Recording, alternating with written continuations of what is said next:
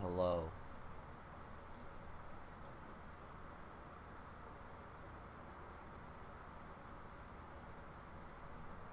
Alright.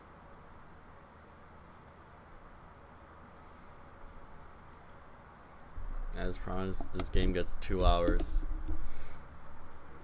I'm pretty sure this is another. It's like the other game you made me play, the whatever.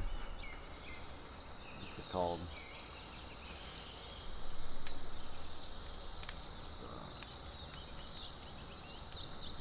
Something. I need to look now.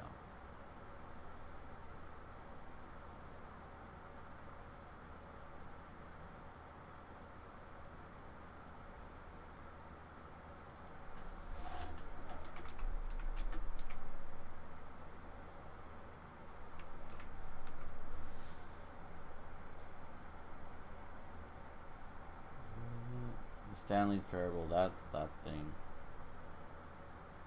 The Stanley's Parable. It's like funny voice lines and little fourth wall breaking gameplay that goes in a circle. Why not? Loading? Why not play with my Xbox controller? Thought it was compatible. Maybe it's broke. Oh, whatever. Do this and be like, oh, that's so wacky. And fourth wall breaking, and oh my god. I'll make sure audio's on. Oh, it's on. Oh, so I have to use the keyboard. Right. This is gonna break the fourth wall. Hi there. Thank you very much for playing The Beginner's Guide. My name is Davey Reedon. I wrote The Stanley Parable, and while that game tells a pretty absurd story, today I'm going to tell you about a series of events that happened between 2008 and 2011. We're going to look at the games made by a friend of mine named... Oh, whatever. Restart it. So I just wanted to check that the volume's okay. I have to be a dick about it. Just let me Alt-Tab. Gotta put it back up.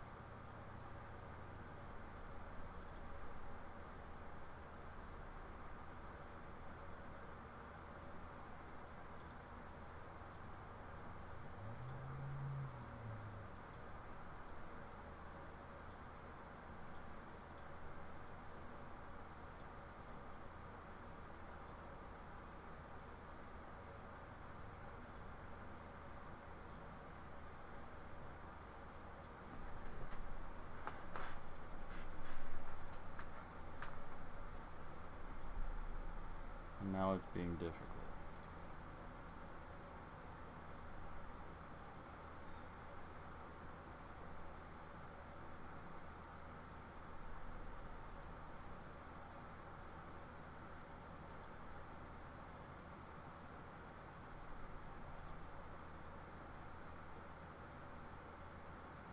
This is part of the game. Doesn't let you stop. Fuck it up.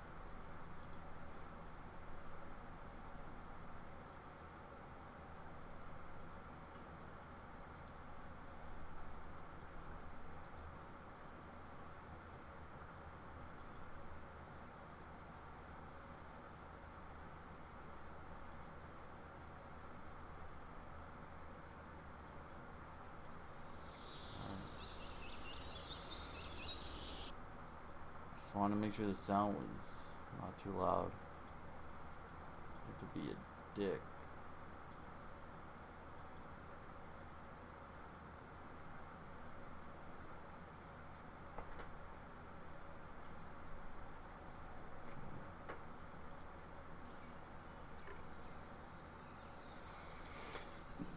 Alright. Break my wall.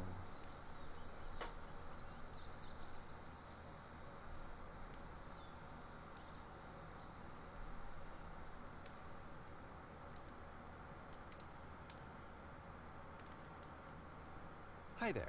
Thank you very much for playing The Beginner's Guide. My name is Davey Reedon. I wrote The Stanley Parable, and while that game tells a pretty absurd story, today I'm going to tell you about a series of events that happened between 2008 and 2011. We're going to look at the games made by a friend of mine named Coda. Now, these games mean a lot to me. I met Coda in early 2009 at a time when I was really struggling with some personal stuff, and his work pointed me in a very powerful direction. I found it to be a good reference point for the kinds of creative works that I wanted to make.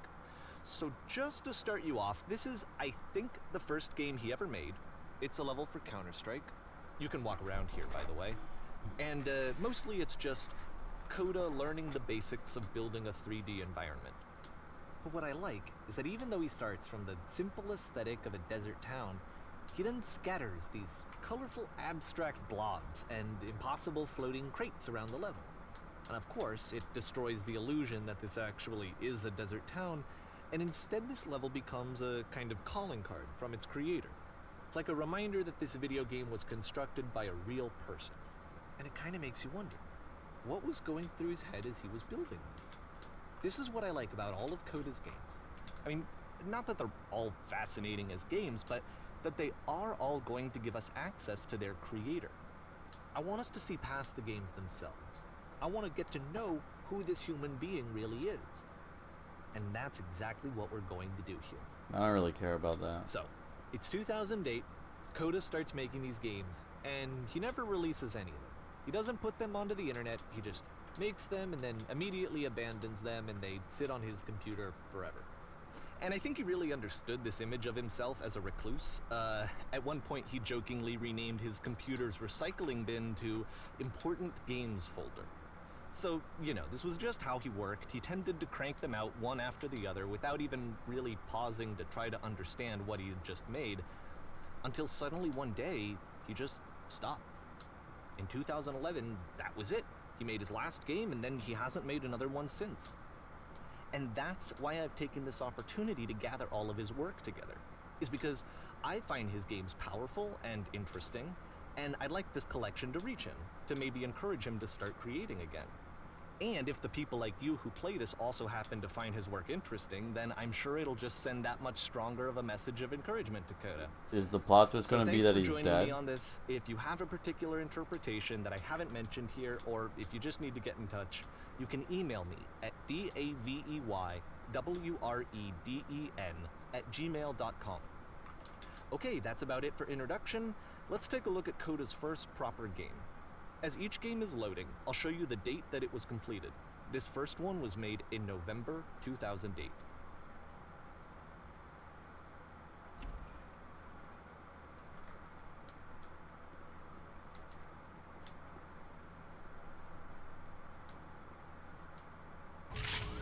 Damn.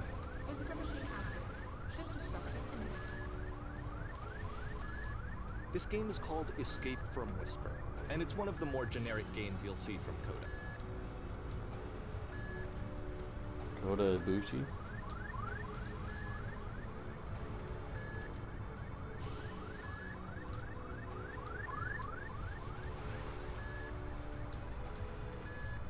Security call breached. Hostile alien life form inbound. Where are the aliens? It kinda looks like this game was abandoned mid-development. For instance, this you is have midway, gun, which you'd think would indicate that there are supposed to be monsters or enemies somewhere, but then clearly there are no enemies anywhere. You can't even reload the gun when you run out of bullets. But ultimately we don't really know. Maybe Coda thought that actually it was complete the way that it is. And I think that we should talk about his games for what they are, so rather deep, than bro. for what they're not. Enemy force neutralized. It's like Begin ship evacuation. it's like a memoir, not a memoir. It's an introspection on an artist. What did Picasso mean when he painted this? How big was his I fucking love how dick? you can see the bottom of the universe from this road. Yeah, that's kind of cool. A lot of dots.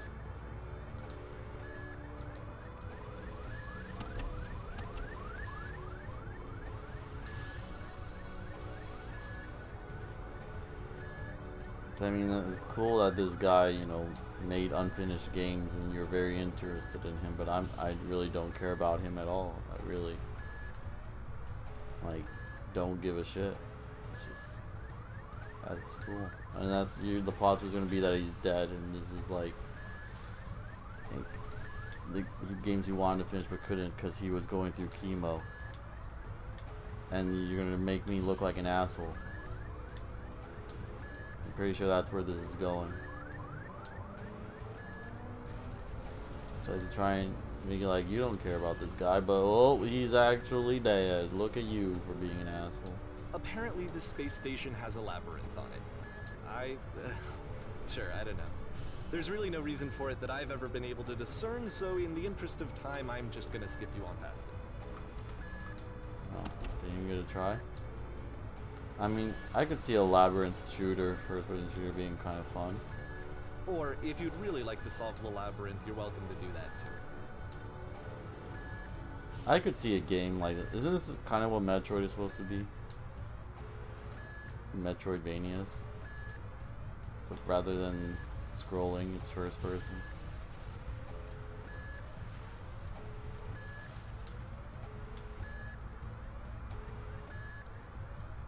I could see a puzzle first person shooter being kind of fun. I guess that's what Portal is. You don't really shoot though, you just make portals. Like these games are by this guy who made Portal, aren't they? Or are they just friends? By Valve. Now I'm lost.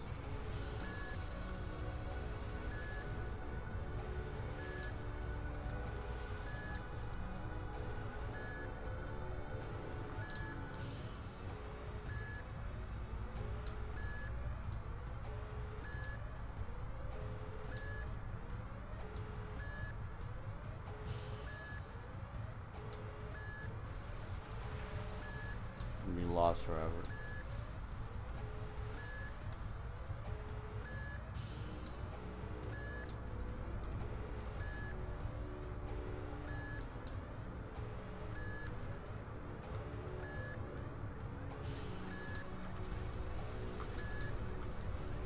How long are these hallways? They look like they're all right next to each other.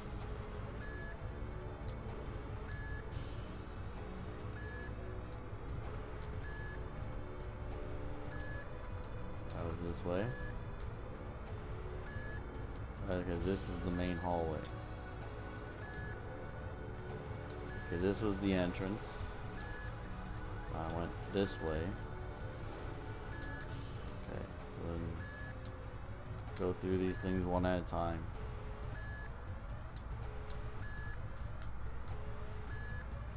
Are these all connected or are they not? Do they all lead back to the main hallway? I guess not. Well, we got through it. Okay, this is the part that's interesting. The game has this narrative about the whisper machine and how it has to be turned off, and then you get to the engine room.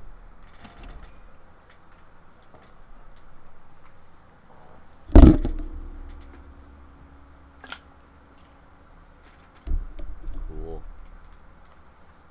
Hey, you there, in the engine room. You could save us all. That beam is powering the whisper machine. We could disrupt it by introducing a great enough heat signature. If your body could stop the beam. It's so much to ask, but for all of our lives, would you do it? Would you kill Would you yourself? give yourself?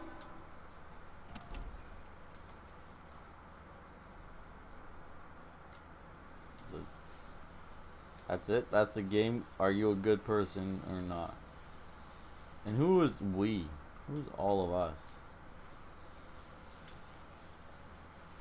This is not a branching point, unfortunately. The only option is to step into the beam. No.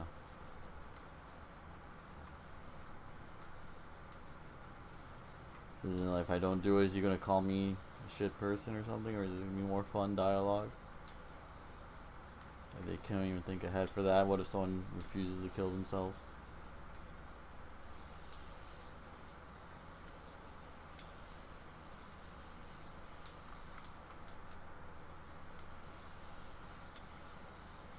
Or is that what the point of the game is? To make you think there's going to be something more.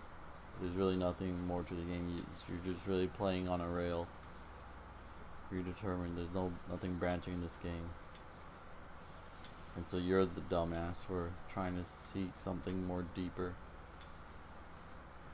Yeah, I am dumbass. Let me pause here for a second. What you just experienced, stepping into the beam and then dying, is probably what Coda had initially intended when he was developing this level. But when he first compiles and plays it, something goes wrong. There's a bug somewhere. And this is what happens instead.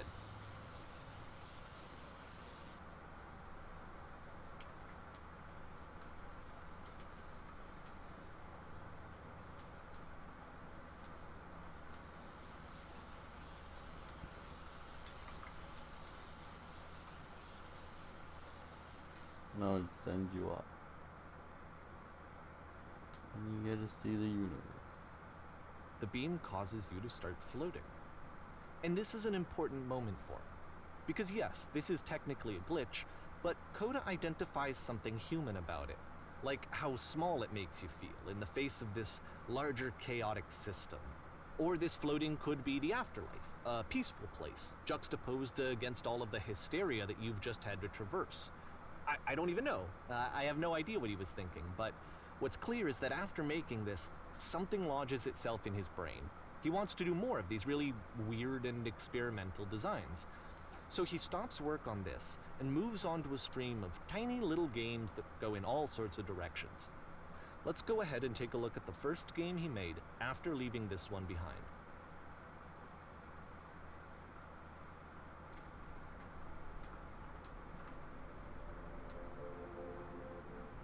The past was behind. Yep, in this game you can only walk backwards. Isn't that fun? Isn't that a fun game?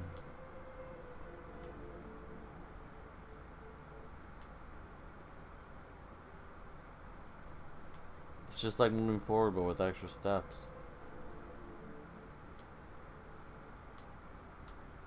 So it's a short and relatively minimalist experiment combining motion and narrative. It is less advanced than the previous game, but actually it seems to be more focused, more complete.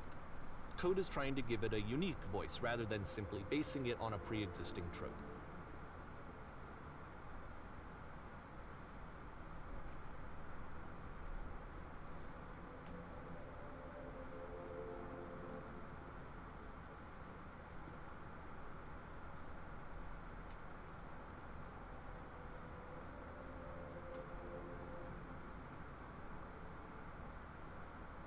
If it's always behind you, how It's a can short little thought, it says what it wants to say, and then it ends. Didn't need anything more than that. Which to me is why it works, because it gets out quick. Okay, next one.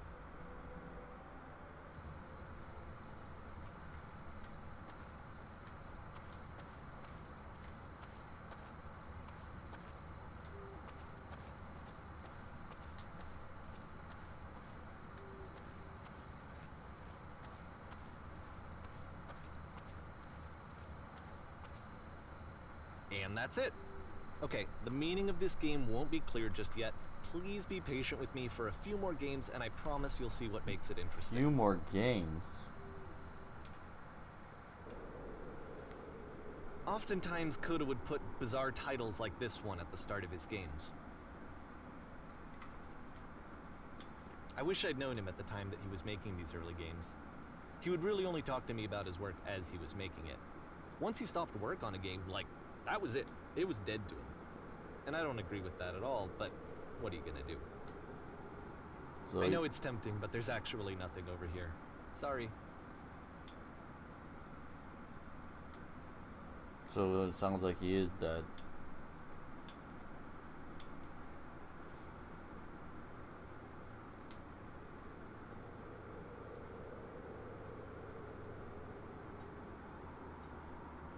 Should I just speed run through this? Not even a dodge roll.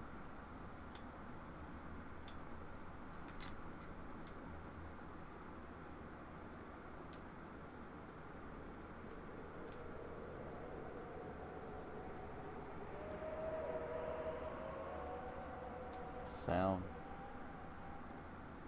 A whale. Lugia. Doo doo.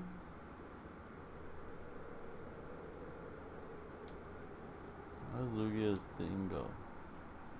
Doo doo doo. Doo doo doo. Doo. Once you've been slowed to an absolute crawl, the door at the top of the stairs opens. So why, if Coda's not showing these games to anyone, why bother opening the door at all? Well, to show you, I'm modifying the game here so that when you press enter, it'll bring you back up to full speed so you can enter the door for yourself. That wasn't part of the controls. Was enter part of it? But I am moving, it's not a full stop. Alright, I'm pressing it.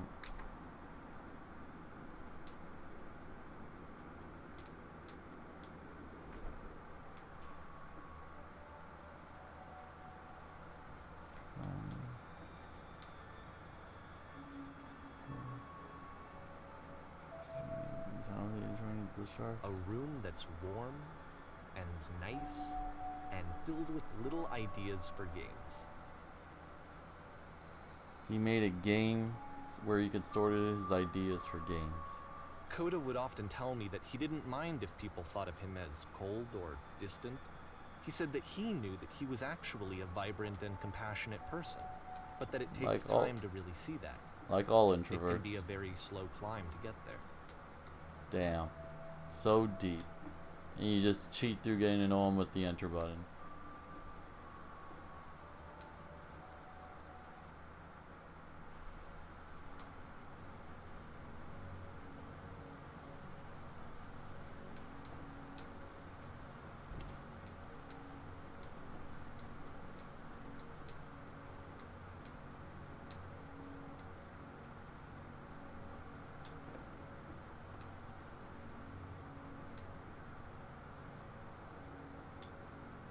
Well, this is new for Coda. It's an actual puzzle. Go ahead and see if you can solve it. An actual puzzle?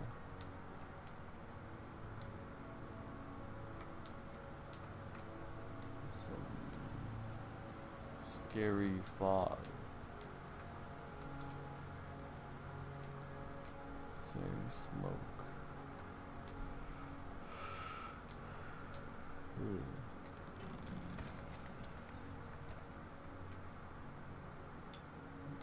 Well, we can't do anything there.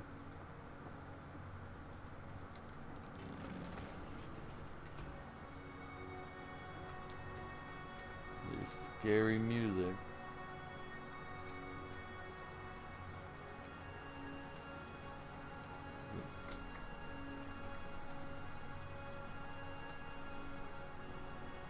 I can't see nothing.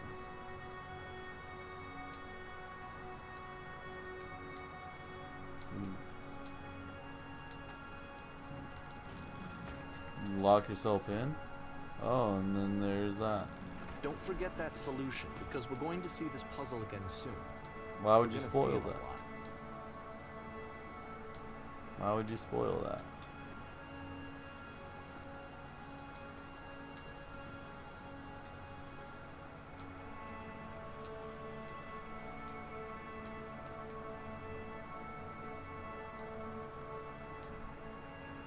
So that seems to be it, right? You walk down a corridor, you solve the puzzle, you get to the end.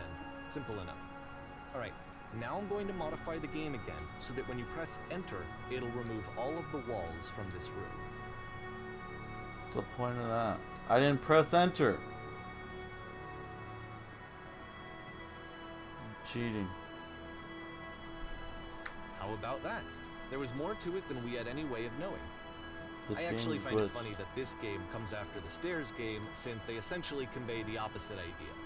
So, in the Stairs game, a dull exterior concealed a rich interior.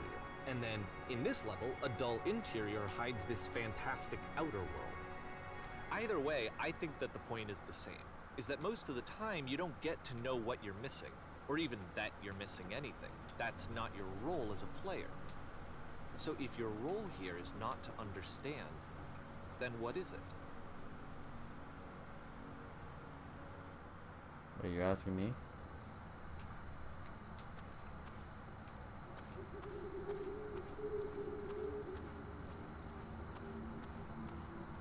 Aha. So, this, combined with the entering game from earlier, tells us that Coda believes his games are connected somehow. It could even be that the stairs game and puzzle game are literally connected in between this and the entering game.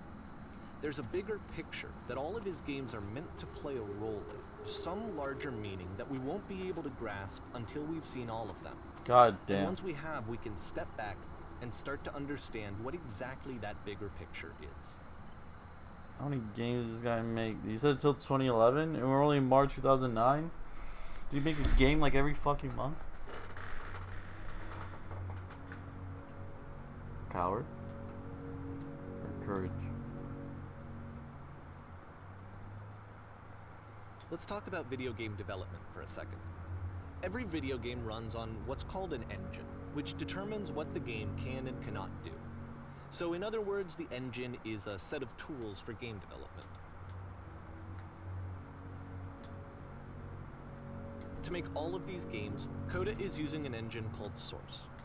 Like all engines, Source has certain things that it does well, and it has certain things that it does poorly. One of the things that it does very well is boxy linear corridors. That's why so many of Coda's games are set in these large, flat, empty rooms, is just because he's working with what the engine does well. The tools available to the creator shape what kinds of creative work they're going to end up making. You might consider paying attention to the architecture in Coda's games, to notice how they seem to stem from an engine that's very good at producing linear, boxy Platforming. corridors. Now this is gaming. This is like Mario Sunshine. No fall damage.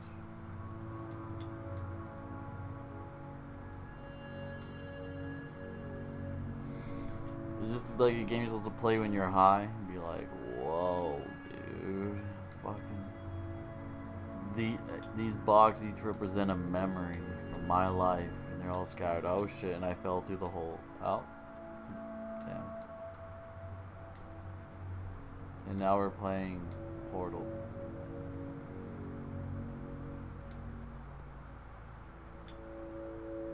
Great, like whatever engine this was is the same as Portal, right?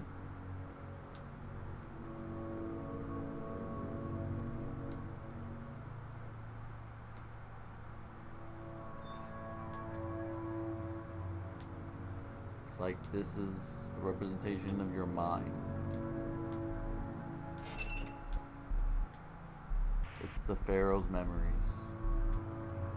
Your darkest kept secrets. The mind is a puzzle that you get lost in.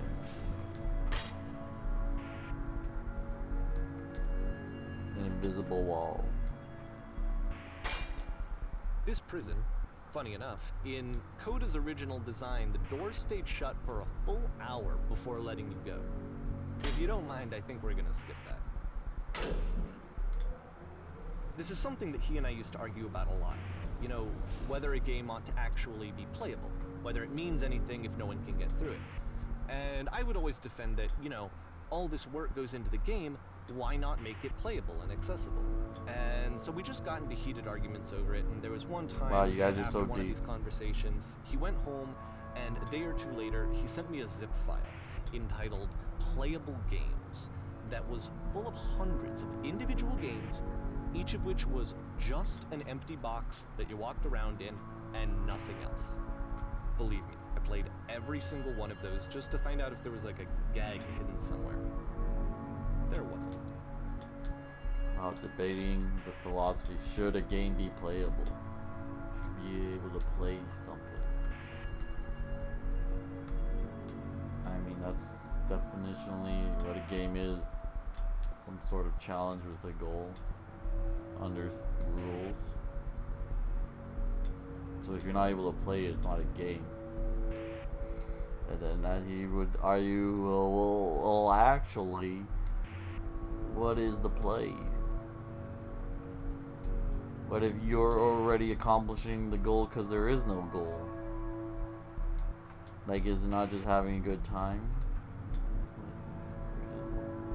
Well, actually, I'm thinking outside the box because I'm so different.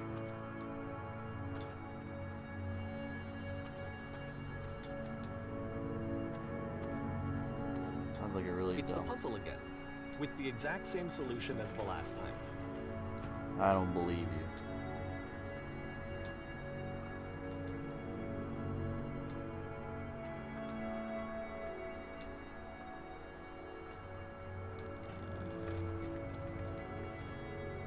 Where's the light coming from?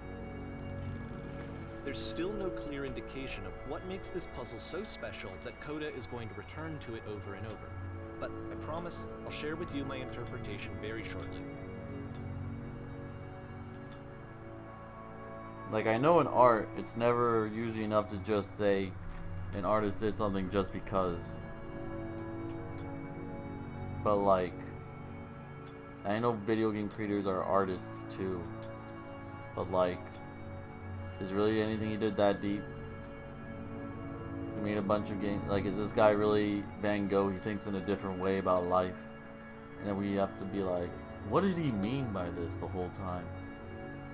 Like, why did he like? What does this represent about life? And what it means to solve puzzles? Like, fuck, no. Like, maybe not that deep, bro. He just wanted to repeat. I was like, shit. We all want to feel like we're deep. And you know what? Maybe it is deep. Maybe. But then, like, what's so special about his being deep versus someone else's? Like, you're making this whole game about trying to understand this guy. But what did he accomplish that made him so remarkable that we have to figure out his specific way of thinking? There are so many people in this world.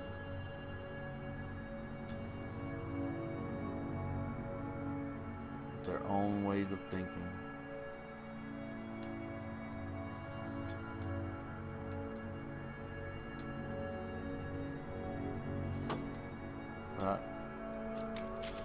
You there? Did you come up from what was up there? Here, Coda begins using a kind of dialogue system that he fashioned out of the engine's chat capabilities. Use the 1, 2, 3 buttons on your keyboard to respond.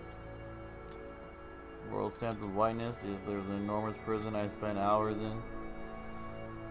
I didn't do that. Yes, there were these floating colored blocks.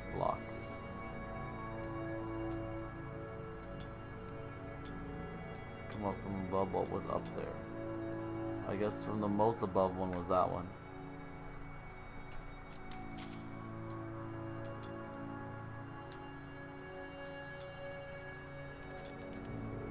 Two doors and switches. Whoa, it's come full circle.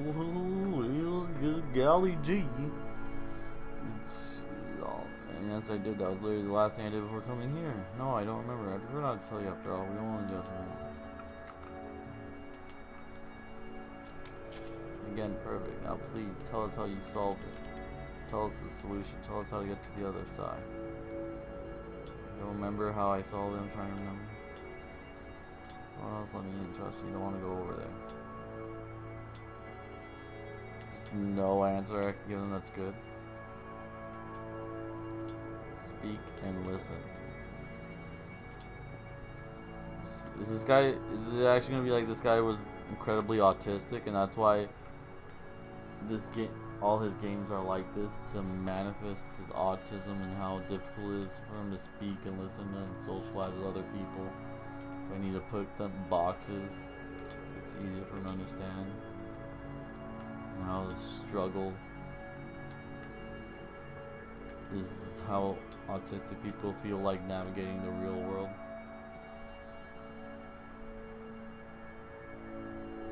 I did so. What do you mean I didn't solve it?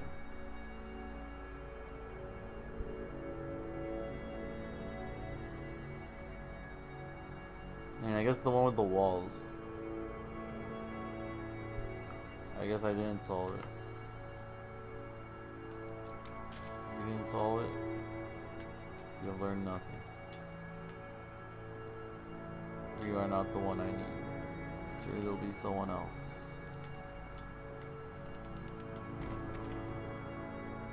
Surely. Best of luck.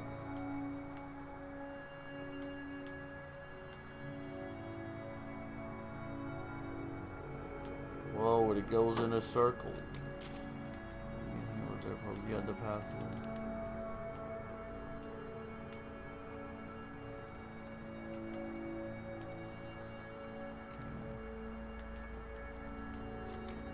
You go into the puzzle sometimes. It's not meant to be solved, but you can sit back in the black thing. Why would I sit back in the black space? Who are you?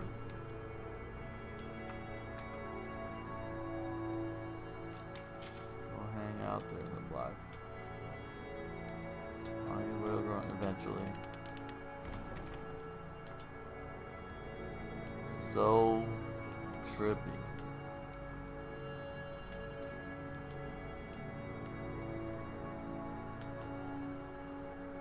It's like you're tripping out, bro.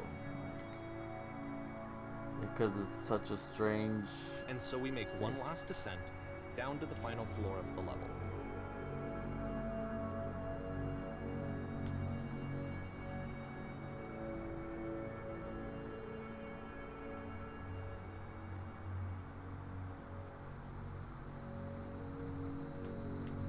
Schoolyard, maybe, or prison yard. It's a lamppost. Okay, I can't tell you quite why, but for some reason, Coda fixates on this lamppost. It's going to appear at the end of every single one of his games from here on out. I'll tell you what I think.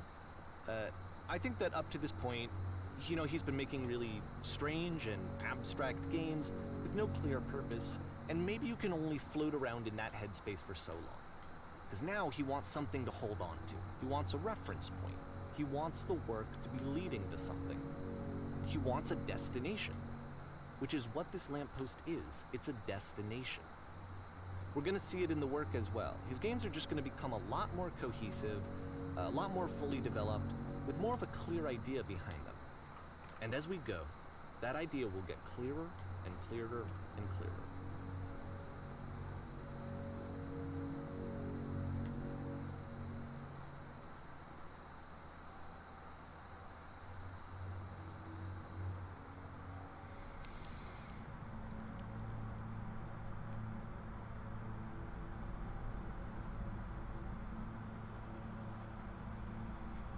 Dark Souls? He created Dark Souls?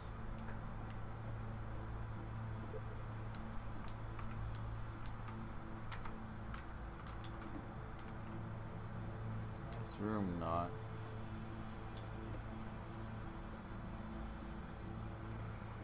I guess it's gonna take a while, so let's just go through it. We're already done 40 minutes, got an hour 20. So first off, I'm sure you can deduce this, but this game is not connected to the internet. All of the notes that you're going to see have been written by Coda. This was actually the first game of his that I ever played. This was shortly after I met him at a weekend game jam in Sacramento, where I grew up. I saw him working on this very level, and it was just so different from anything that anyone else was doing. So right away I was like, I have to be friends with this person. In retrospect, I think I was probably a bit too pushy, trying to get his attention. I was over-enthusiastic. But he was very gracious about it and very patient with me. And I cooled off eventually. Oh, feel free to skip over any of these notes if they're not doing anything for you. Nothing extra is going to happen if you read all of them. Either way, to me they convey a sense of loneliness. I see this person who's filled with thoughts and feelings and beliefs and has no way to express them except as scattered and unheard voices in a game that wasn't meant to be played. Just saw a flying penguin, let me tell you, it was the most majestic thing I've ever seen. I don't feel like living because nothing will ever be as majestic. But it's ironic, isn't it? That in playing this game and seeing how alone Coda often felt, that we get to know him better and actually kind of connect with him. And I have to be honest with you, this idea is really seductive to me. That I could just play someone's game and see the voices in their head and get to know them better and have to do less of the messy in-person socializing, I could just get to know you through your work. I think this is why I always liked Dakota's games so much, is because it felt like they let me have that connection. I felt as though he was inviting me personally into his world. And then I feel less lonely too. I mean, that's cool. Thing is, these aren't games.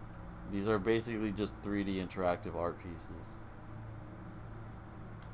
And I guess that's why you had the whole argument of like, what is a game if you can play it or not?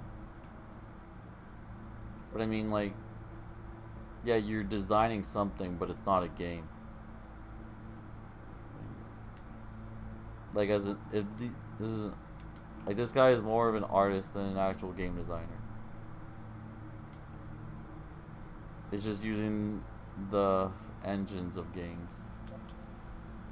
But if there's no if like, does this guy, did he even make like any full like sellable game? Like, did he publish anything? I mean, and then they're gonna be like, that's what this game is. And only you would play this game, and ooh, you didn't have an objective. You just did it, but you bought it. So there you go. You did it.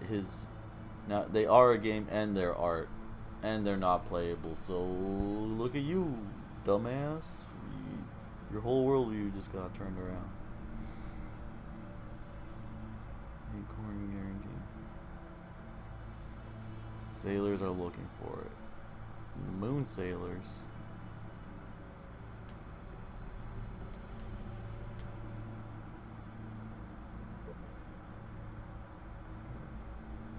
I mean, like this is a pretty cool art piece. Just this one. If anything in this game is real, and that this guy actually did make this, and he's putting his thoughts here, like, that's pretty butt-ass butt. I mean, that's a pretty cool thing. It's like, it's a different way to interact with art.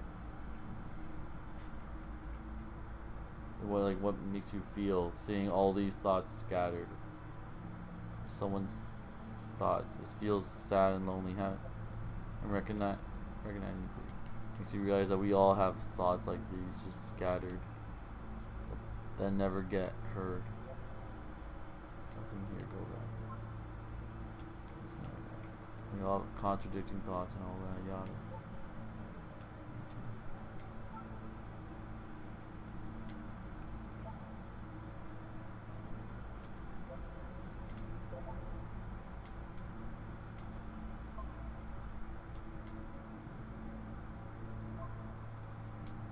Wait, so I can't even go?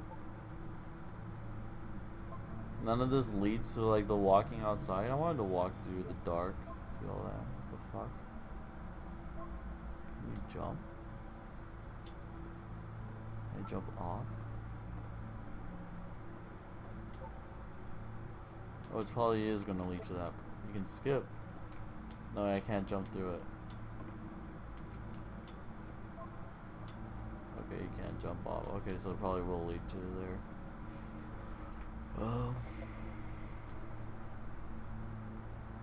But I mean, I could see potentially there's some sort of video game museum where you play through artistic games. But it feels weird to call them games again because there's no objective. But then it's gonna be like the objective is the feel, and you won. Whoa, dude.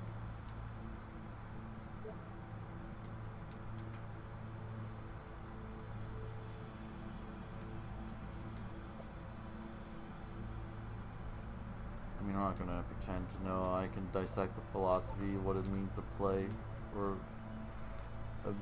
achieve an objective. But it's not the game having an objective. But I mean, it's gonna be like, what is an objective? Is it going to the end of a Mario level?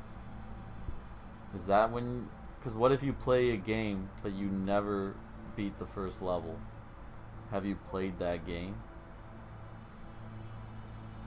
I mean, yeah, you played the game. So you don't need to accomplish an objective to play a game.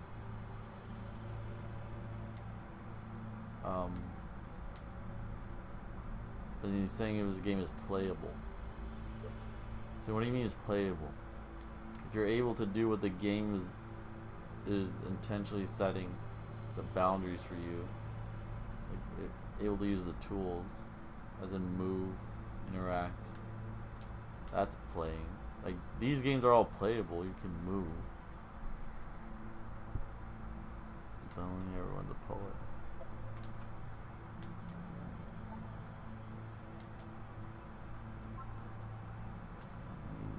That's cool. You got plays. Yeah, you're very depressed, my dude, as all game designers are, I'm sure. That'd be crazy if he had one thought where you could actually commit suicide on.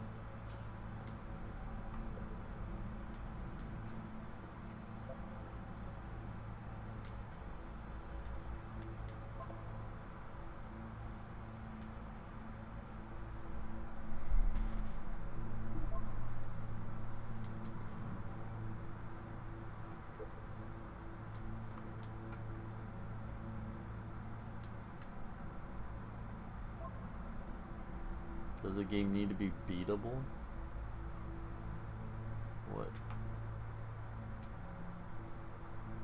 It's like what it's like playing Pac-Man or Pong. Like you can score a point, but when do you ever beat it? Someone to talk to, yeah. We've all been there, man. 2009 they had depression. Who would have thought?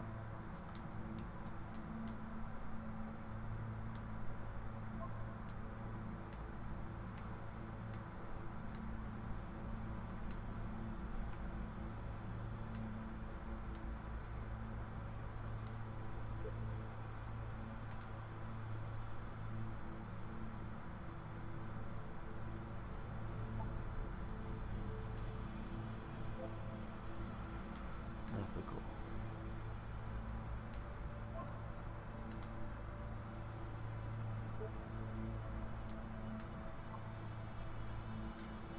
Whatever, I already like this game more than the Stanley's Parable. Just because I just like art. I can appreciate an artist.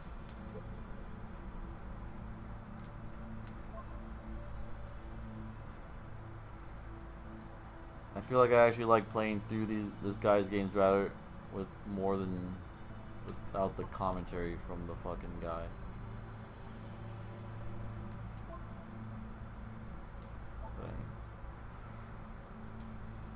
That's how you know what you're doing.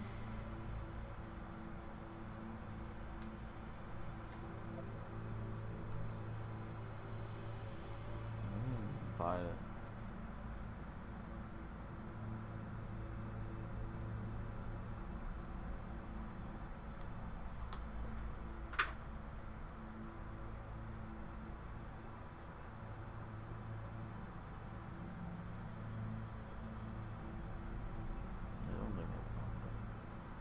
Good.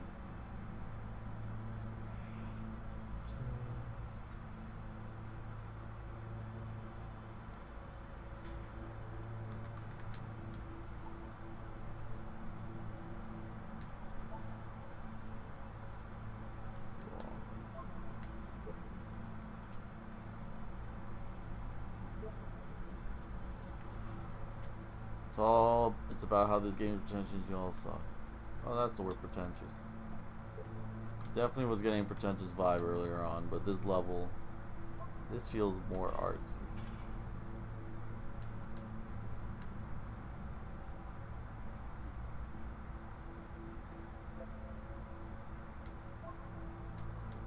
I guess that's the point of the game. It just seems like nothing starting off with, and then you realize, oh, this guy has a lot deeper thoughts going on because he's fucking depressed. As all great artists are. True art comes from pain, feeling real emotion. Feel real someday. I think it's the narrator that makes things feel more pretentious than this guy's games themselves. Just being like, I really wanted to be friends with this guy when I saw him made something so different. it was like, well, we had a debate about it. It was something game has to be playable. Look, doesn't this all sound so smart? It was the next thing I knew that this guy was going to be something special. Like, I saw it in him. At the end of this level, we're going to see the puzzle again. And here, I'll tell you what I think the puzzle means. Each of these games represents an idea that was on Coda's mind at the time that he was making it. And the puzzle is a way of closing the door on a previous chapter of his life before moving on to the next one.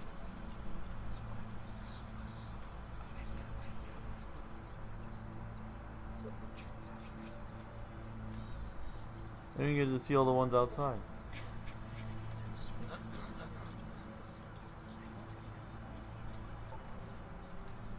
In each of his games, after exploring a theme that, he might find difficult, Coda can then place this puzzle that he knows has a reliable solution, he understands exactly how it works, and so it gives him a simple mechanism for moving on.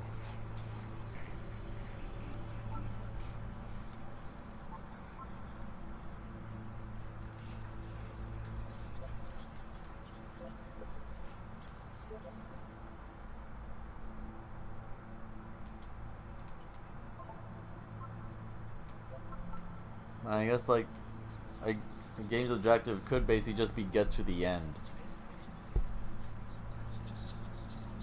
Because I guess that's essentially what 2D Mario games are, just get to the end. So if you get to the end, you beat the game, and so it is a game. The objective is to get to the end. You use the tool of walking to get there, even if it's like super easy. You got there. So I guess I guess technically it's a game if there is an objective and you reach it and there is an ending. I guess that's what separates regular art from games. Why this is more than just a 3D exhibit of an art piece.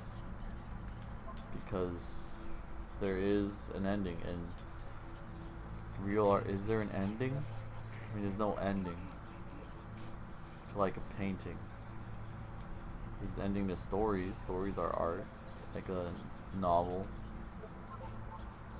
or manga. There's an ending, but with those you can't control the actions of the person inside, and that's what makes games different. You become the character inside the art.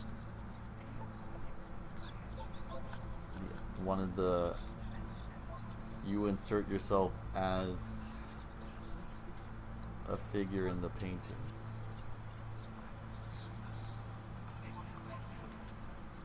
So it's more than just viewing, it's experiencing directly in the most direct form. So that's what art gaming is.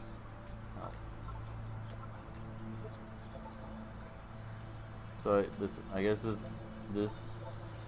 these art pieces are games.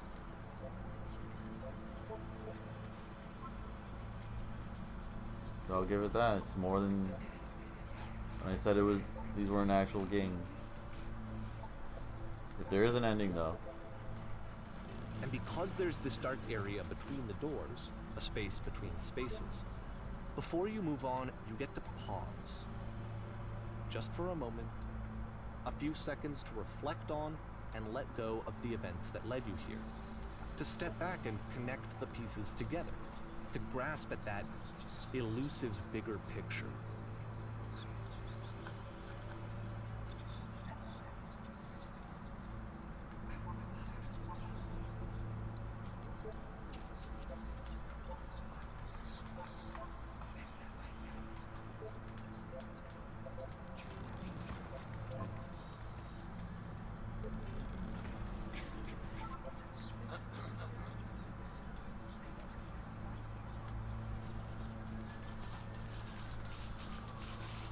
You want me to jump scare? I swear to God, if you jump scare me, I'm gonna fucking punch this monitor.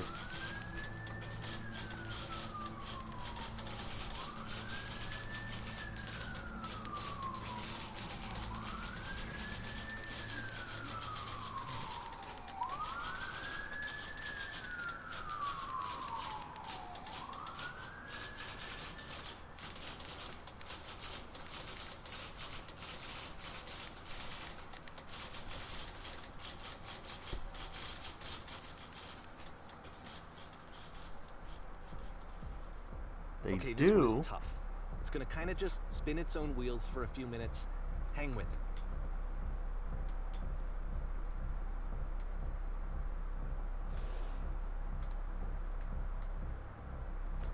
That's what you see. The whale. This heaven's a door.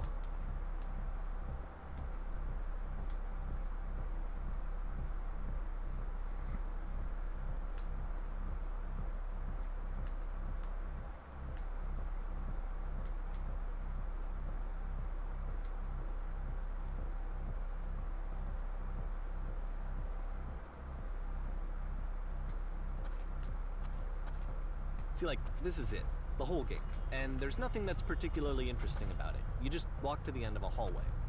Except, for some reason, Coda gets really fixated on this prison that has all of this modern furniture. And I don't know why, but he decides he needs to revisit this prison. He's gonna start over, use the same assets, turn it into something else. Okay, cool. Here's version 2.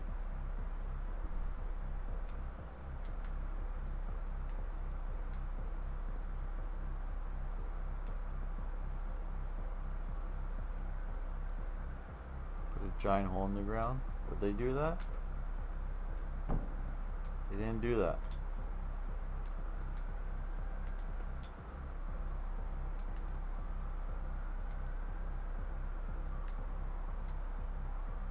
I guess they're gonna put up a giant picture of a horse. I know they put, okay, I guess so. It's none of the options.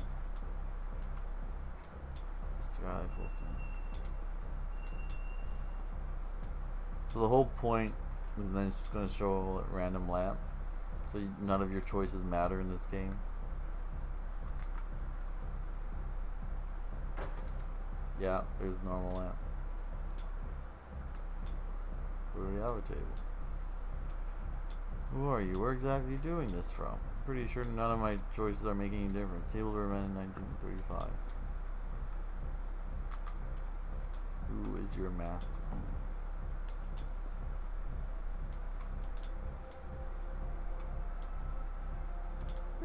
There's a bit more to this one, but still, it's not really communicating anything. It's kind of just weird for weirdness' sake.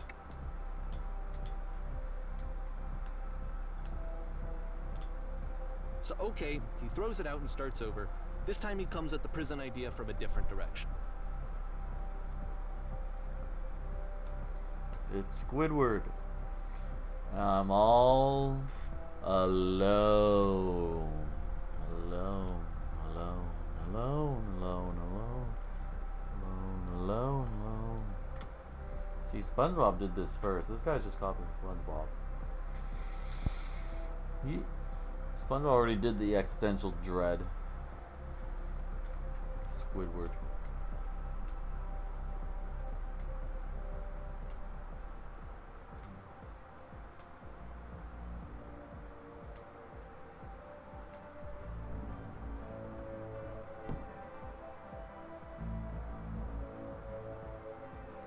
Wait, so was this Coda guy the guy that actually made Stanley's Parable, or is this all just fake? And all these levels are actually this is all just a fake story created by whoever developed this game.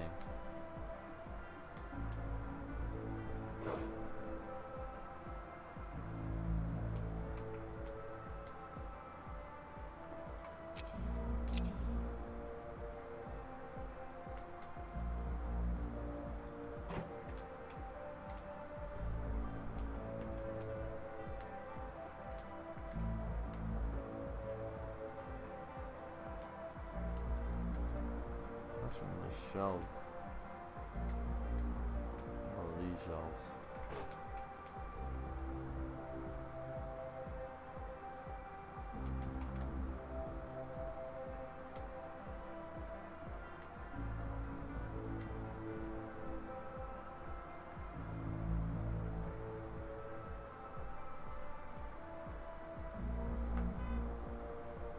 And of course, now the table is gone and you can't begin the chain of events to escape. Here's a version where there are no bars, but you can't actually get to the well. And then a version where the inside of the prison is the outside and the outside is the inside.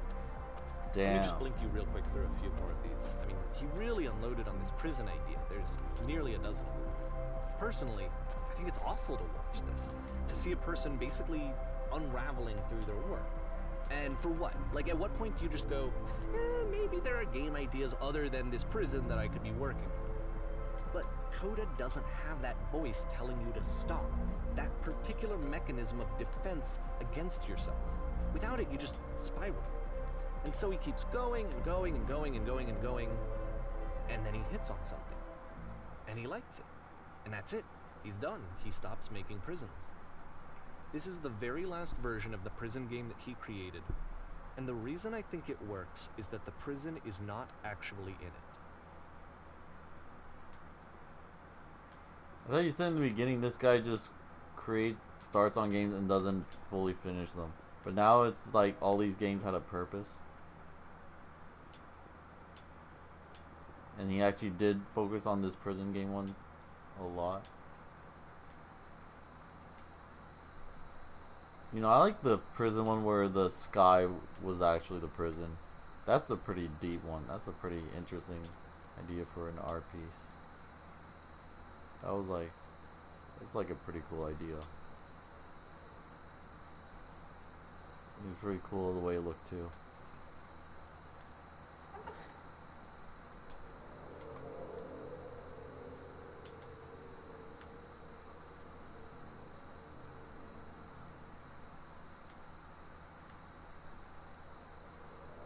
But the narrator like this one prison.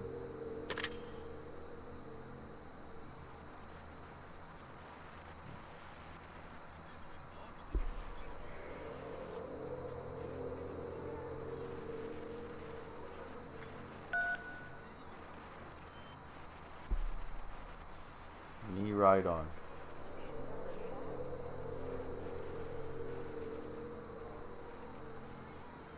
It's a conversation. And so this is what Coda wants, is to be able to talk to someone, to share what's on his mind, and to get some good advice from someone who knows. But the irony is that even in this scenario, you're still talking to yourself. You know, all of these games so far are Coda talking to himself. I get he's autistic and depressed. It's not that deep. But the presentation is pretty deep.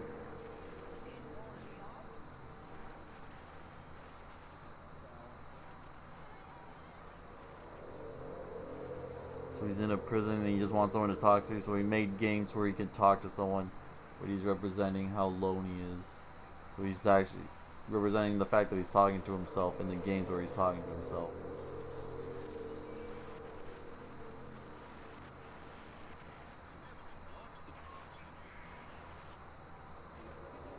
It's like, what's it like to escape? And like, oh no. You get out of the cycle of depression, but then what was it? It was, how did you even get out? And you don't even know, it just happens. And then it's like, you actually feel better still? Or it's like, are you just gonna get back in there soon?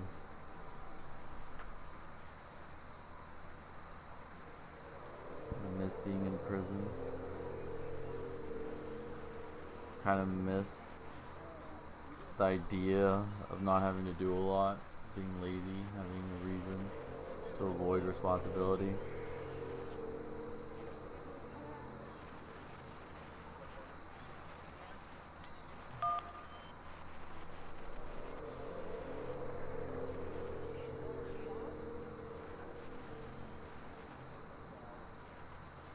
Maybe the same person now as I was then.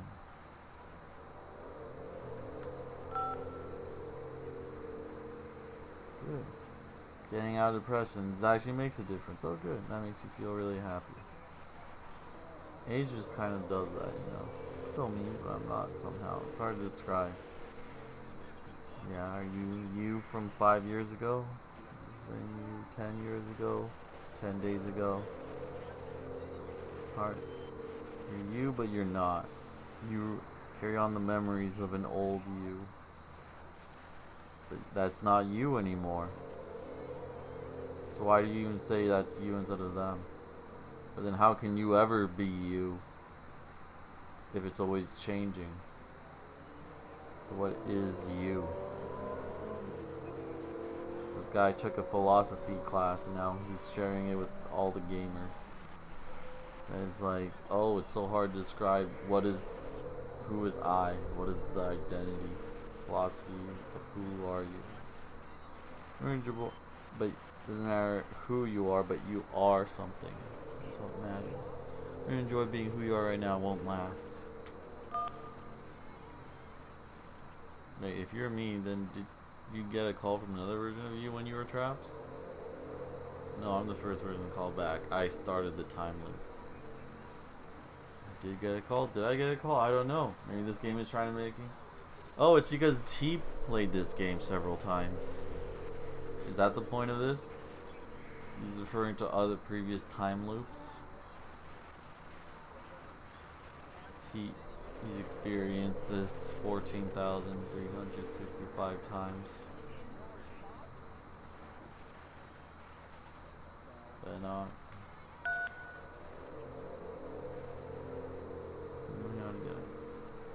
So he's talking to himself when he's back in the depressed cycle. So it's like, oh yeah, we got a depression now.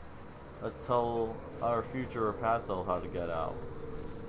But then he doesn't really know how. So that he just gets back in prison. And then he gets out, but then he doesn't know how.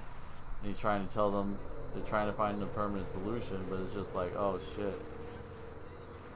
Once you get out, you don't even remember how you got out. Can't really replicate it, just happens. Get out, you need to tell me how you feel right now. Get out, just talk with me for a bit. Or maybe that is a solution, is talking.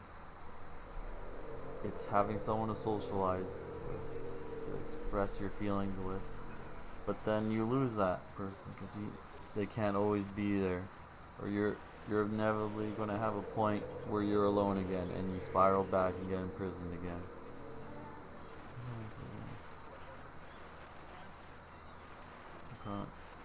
Doesn't make sense while you're depressed, but when you're on the other side, then it makes sense. You fall back. As long as you need. Isn't that what we all just want to hear?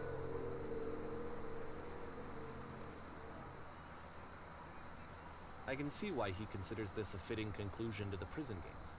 After all of the obsession and frustration, just to be told by someone you can trust that things are going to be okay. Wouldn't that be nice? Yep. Being autistic and depressed. So what would it look like if Coda wanted to make a game about talking to someone other than himself?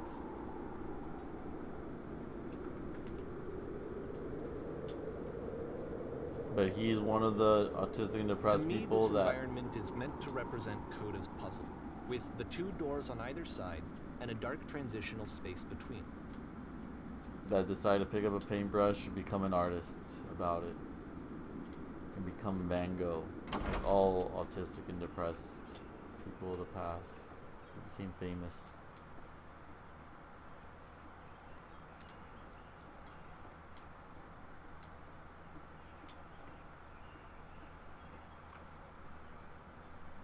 Lonesome Hands. You'll notice that the quality of the art is a step up from previous games, including this new and improved chat system, which he started using from this point on. From here on out, he begins putting much more effort into the visual polish of his work, and this particular game took 2 months to create as a result.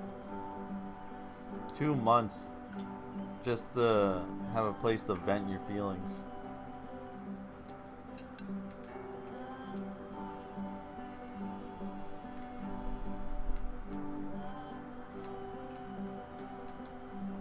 Fuck is that? I mean, this is where he wants. Oh, he never had someone to love, never had a long-term partner in a house just for themselves, and this is now him vicariously living that to a game he made. Like the autistic depression artistic inside is just written all over. It's just like, wow, what a troubled soul.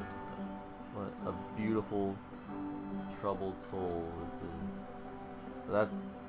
It's only beautiful because he can express it artistically. What about all the other troubled souls? Just because they can't put it on a fucking painting or make a game to represent it. They're any less beautiful.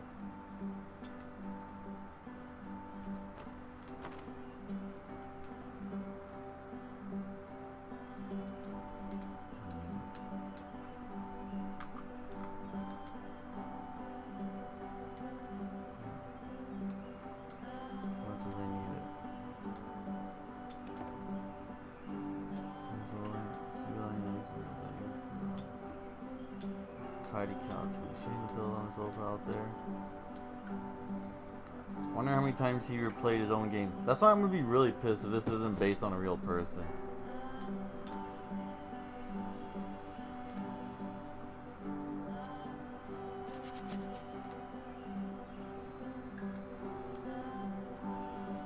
Or unless, I mean, even if this is not based on a real person, whoever developed this game, it's possible they're taking it from a place, from their own experiences, even if it's not as deep as what they're presenting.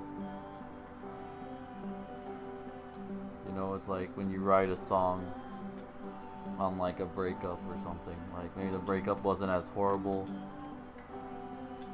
on paper, but maybe whatever you were feeling about it felt more horrible, so when you write a song about it, it comes out as like the most dramatic thing in the world.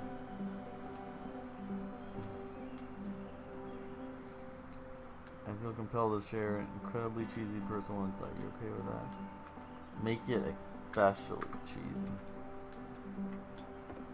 That's how you do it. Insights. No. Sorry, never mind. Damn. Why do you come do that? So is this him now longing for casual conversation with someone while you do productive things? To feel like you're having a fulfilling life?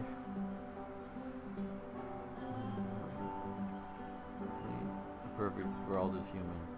And having an understanding partner who gives you direction and objectives in a nice cozy place,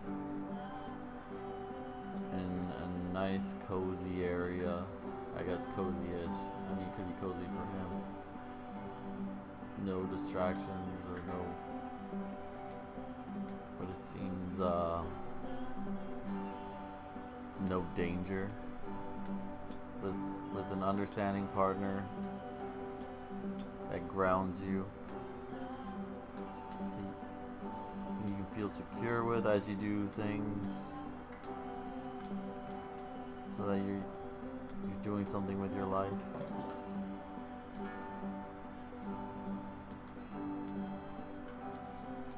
This is supposed to be what he desires most, probably what a lot of people desire but don't realize.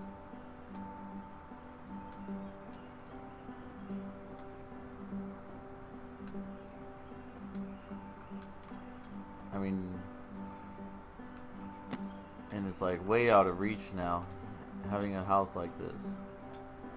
I mean, you can still have a small apartment where you do all the After the same intense things. set of prison games, this house cleaning level almost feels like cleansing.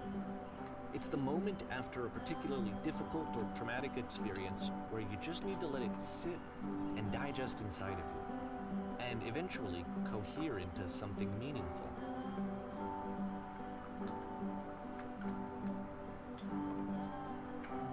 Darling. Said darling, so confirm partner. Got to own, otherwise it owns you. So why don't we be with the task of future towards the future? You present what smooth out the rug, believe it or not. I know that Coda really liked this game. Of all of his work, actually, this was the only one that he called me up to ask me to come over and look at it. Really? It was during a period of a few months where he was like mostly happy all the time. Just walked around with a constant smile on his face.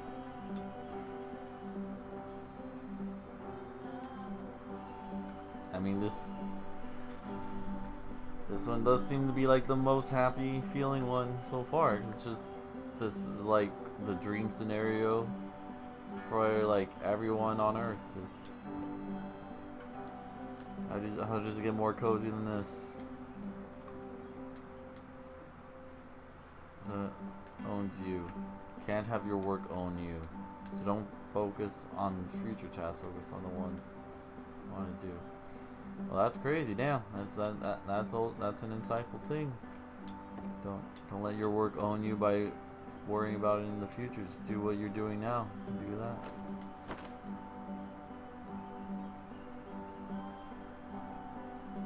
Yeah, I can see why I like to just keep doing the same thing over again with the supportive figure partner.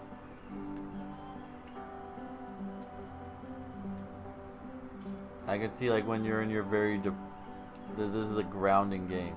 I feel like this is even more example of someone being depressed and autistic, because it's just like repetitive motion that's satisfying, that grounds you, and you're like going manic. I was going to say that occurs to me, that one's house is a lot like one's soul. You take care of it and it takes care of you. Don't know why I felt so weird about saying that. Well, damn, I mean, that's kind of true. Like, it's like your health. You take care of your health, and your health take care of you by making you feel good. You eat good shit in your body, exercise, and then it'll take care of your mental state. I guess that's the yin and yang. I get it. That's a weird thing to say to someone you just met. We just met? Yeah, you're right. That's pretty cheesy. There's truth in it, no? I'm not sure why that's the truth. It's like anime dialogue. Okay, so housekeeping. Let's keep doing this.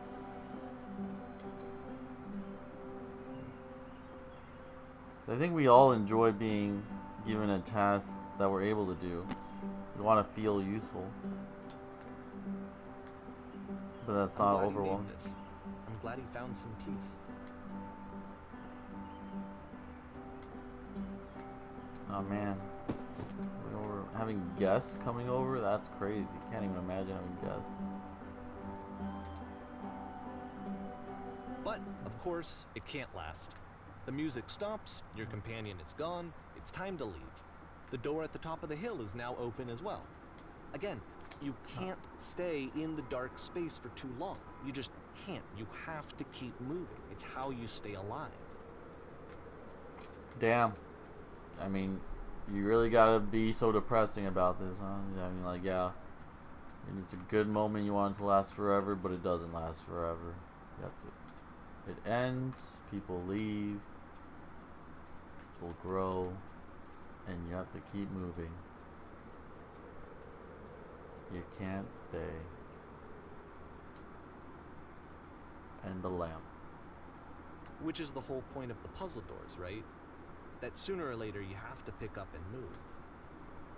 I really thought that was the point of it.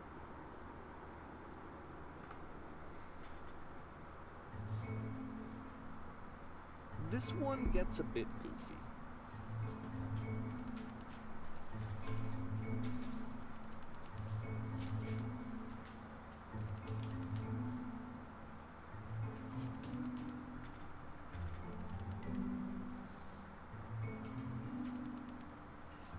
Perfect.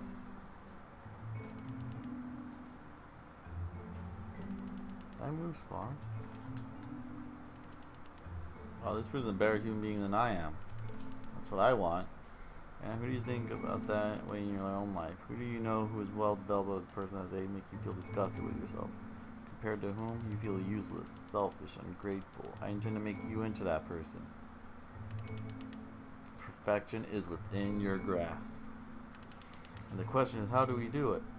How do we do it effortlessly? This is easy. It is so easy. It is so easy. About halfway through the game, the perspective shifts. It's so easy, why don't you get it? And it's a black hole with the lamp. And you play as the teacher. And suddenly, you discover that your teacher is just as bigoted and afraid as you are. Oh, and also you can move around the classroom now. On the way to work, I told an elderly person to start contributing to society. Kids should not follow their dreams.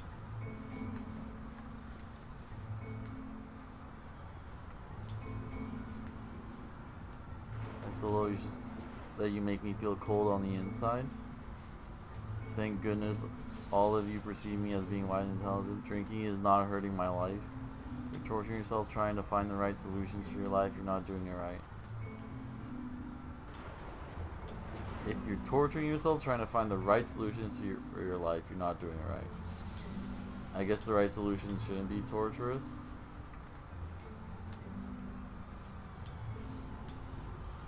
Do you understand that you won't be happy until you love me? This is for you. Seek out the only thing. What is the easiest, simplest path forward? Ill. Developing assist. Gross. It happens.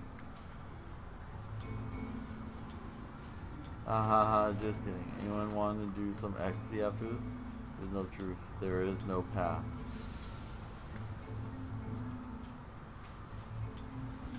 What if I'm not gonna do what is easiest? What is simplest? Feel what is true. Holy shit. Guys, something's coming out of the back of the room. Look out. Here, all the students got sucked up. Alright, there is a student though. I can't go.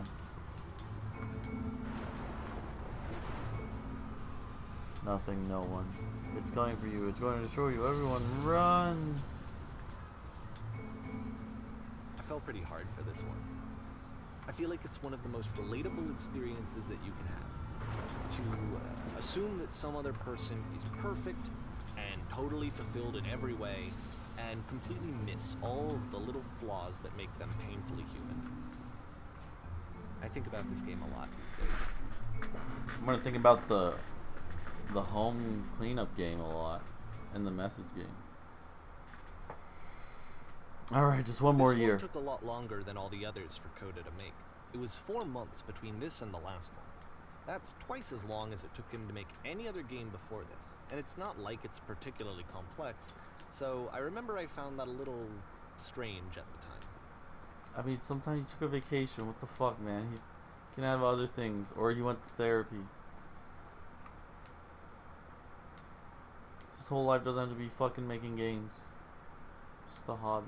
I doubt he got paid for any of this shit. What did this guy do for work? Because he clearly wasn't publishing games. Oh god. Why you gotta do that? Why you gotta do that to me? Oh shit, the stage fright. Oh, I'm gonna shit myself. Playing as me, we're gathering professionals. First we'll start out leaning against this wall. Alright. Good, stay right there. Crossing in this chair, this professional photographer of animals. Treating photograph animals professionally.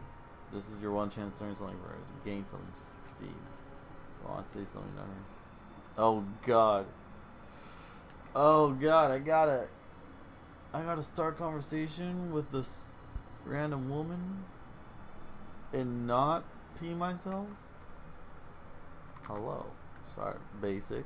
Hello. That's it. Oh shit, that's not a conversation. Fuck me, I fucked it up. I should have went to the bathroom. Yours would be a human being. Be normal. Don't just talk whatever. Do the right way, what society tells you. See what's here? No, my hopes and dreams. I like you. See? These are all the wrong ways. See, like, that's so fucked up in society that you can't just tell someone that you like them immediately and that, or you can't just express all your hopes and dreams without being judged. Like, see how fucked up society is, man? I love you. Patrick. Oh, that's not what I said to her at all. It's a long conversation. But I knew what I wanted. I was confident. For some reason, it was just that one moment, but I was confident. Maybe it's that you need a better field of setting. There were a lot of people around us. I'll give you some props to work with. These cones have balance when you touch them more than the people nearby. So I went to this brand new club.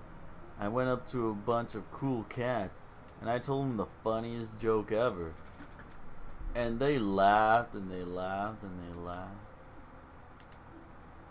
And then with me with my new friends, Orange, Purple, and Hat, we went to this brand new club called Totally Not My House. Hey, that's a pretty new name for a club. Yeah, and it's totally real. We danced and we danced and we danced. And I was so good at dancing, summoned the magical king of dance. And he told me, I now crown you the prince of dance. Well, that didn't happen. No, this part actually happened. We danced and we danced. And then he made me try an Impossible Burger and a real burger and said it tastes exactly the same. But it did taste a little different. But I didn't really know how to say it, so didn't say anything. We danced and we danced. And then he took him outside and he got hit by a red car. And then I threw him in the bin. Zach, did any of that happen? You would be surprised at what parts were real. What parts were? King of Dance stuff was true. The car was blue though. The car was blue. I don't know. What am I doing? You must have worked really hard to get where you are. I'll bet you've learned to lean into the pain. What are some sacrifices you've had to make?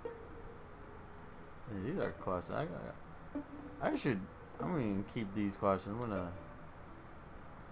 These are some good 20. Worked really hard to get where you are. I bet you learned to lean into the pain. What are some sacrifices you've had to make? That's a question that's like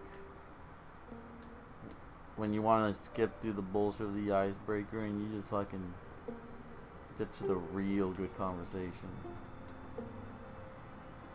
It means when you get to know the most emotional experience that someone has ever had in their life.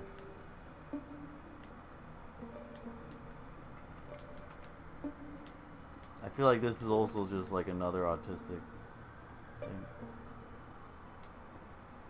I don't know. I feel like using these to bounce around to fiddle. You're fidgeting with something while you think of what to say.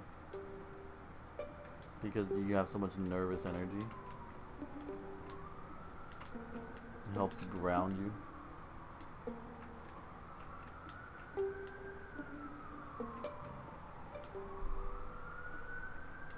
I think of all again. You're never gonna get that person that quickly. You know how important this was to me? I'll never get another opportunity like everyone's riding on this. That's how we put too much pressure in the love of our life.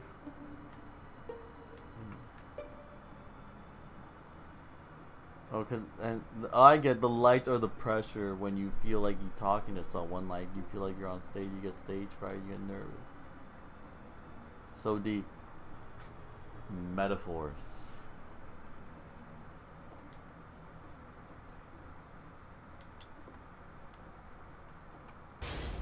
Oh, but you're in a prison again, bitch. Welcome back to depression. Double depression. The game ends with this eerie premonition of what's going to happen next in Coda's life. The solution to social anxiety, to fears of having to perform and having to chase success, the answer for Coda is to withdraw, to hide himself away. Which is what leads to scenarios like the stairs that slowed you down several games ago, where it just becomes harder and harder to access Coda's inner landscape because he keeps retreating. He just keeps backing away from possible connections to anyone other than himself. And to be honest, I didn't consider it very healthy when I first played this game. You know, it looked to me like he was trying to justify the idea of just disconnecting yourself from the world. And that wasn't what I wanted for him or for his games. Because I feel like a lot of his games are inviting me to connect with this person, to bring him closer. But what can you do? You should have just watched the Tommy Galaxy. Coda went off and took another 5 months to make a new game. Thank God. Moby's trip to play this game probably must keep your eyes closed. Begin. I think they're gonna jump scare me through my ears, but okay. Eyes are closed. They better fucking tell me when to open my eyes. Better not be missing some cool ass shit right now. This is a great way to save on graphics.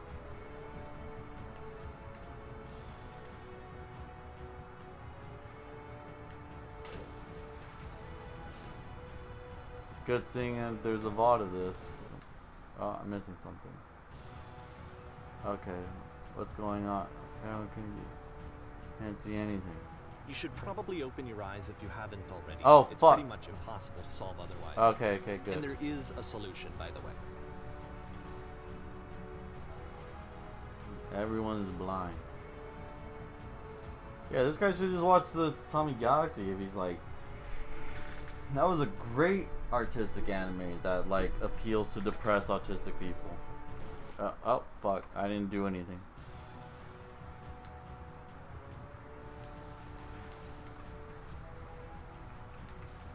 Why not? You can't like die like this, I'm alone.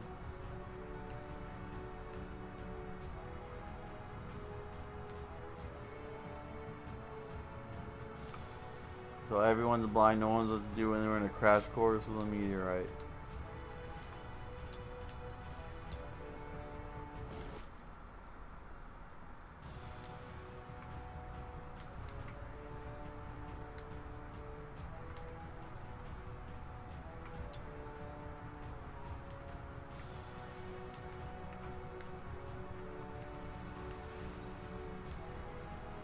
Representation of being lost and alone. The one guy that lost hope. Research. He's the only one that's not blind. Or not fully blind. When we killed by a giant door. Yeah, that's what it looks like. Oh, there's a guy up there. How do I get up there? It's the lamp. The light. Oh wait, there's a door here. I did not notice this. The truth. The only way to stop it is to speak to something that is honest. I can't keep making these. No, that isn't truthful. Dude, gotta be honest. That's how you avoid disaster. Be honest with yourself. And that's when he kills himself. Let me explain how you're supposed to do this. No, fuck off. On either side of the room are elevators. I fucking get that. Level. You have to go up, walk over to the person who's standing there. I get it. And then select dialogue option number 2. I just did that. Fuck you. Fuck this narrator. Like I said, I was getting concerned. First off, he's never been this explicit in his work about exactly what he's thinking. So where's that coming from? But then even weirder, his work has potentially stopped being an outlet for him. Not like he's having trouble iterating on ideas, but he literally just can't think of new ideas anymore. And in person, he was being a lot more distant than usual. Like, you know how sometimes a person will just deflect anything that you say in order to keep themselves disconnected all the time? It was that kind of thing. Here was the point in my relationship with Koda where I really started to wonder if he needed my help in some way. Okay, but why are you interested in the first place? Like, this guy isn't publishing games. Like, I don't understand your relation to him. Why the fuck do I care about you? I feel like without this narrator, it would have been better to just play these games and see what the progression of this guy's mentality is, rather than having this guy who I don't even understand his relationship, why he cares about him. Feels like a dick rider, just like trying to cash in on someone else's depression. In a way. Again, I don't know. He could have had a really close relation with this guy. But like, I don't know that. And nothing he said really makes me feel. I mean, I guess the fact that he compiled his games together and is trying to give an interpretation for all of them. But I don't know, it's just like his voice. I know it's supposed to be like a radio-friendly voice or whatever, but it feels so commercially in such a contrast to the games. Like, I would get a voice like this for Stanley's Parable. It's just supposed to be wacky. It's like supposed to be artistic and depressing. So it's like his voice doesn't feel like it matches it at all. Whatever. Welcome to loneliness, brother. We're gonna be okay? Sick.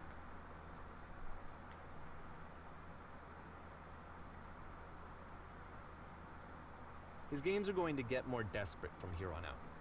After this game, it's almost 6 months before he finishes something new. Damn, he went through some real depression. Squidward?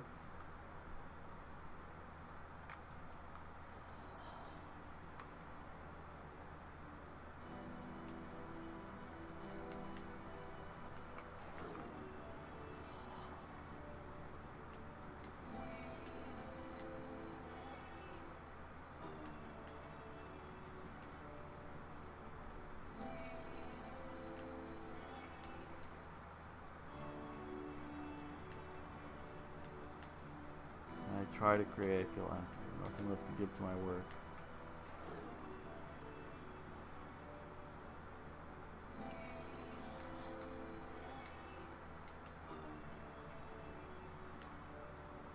It's an artist that ran out of ideas.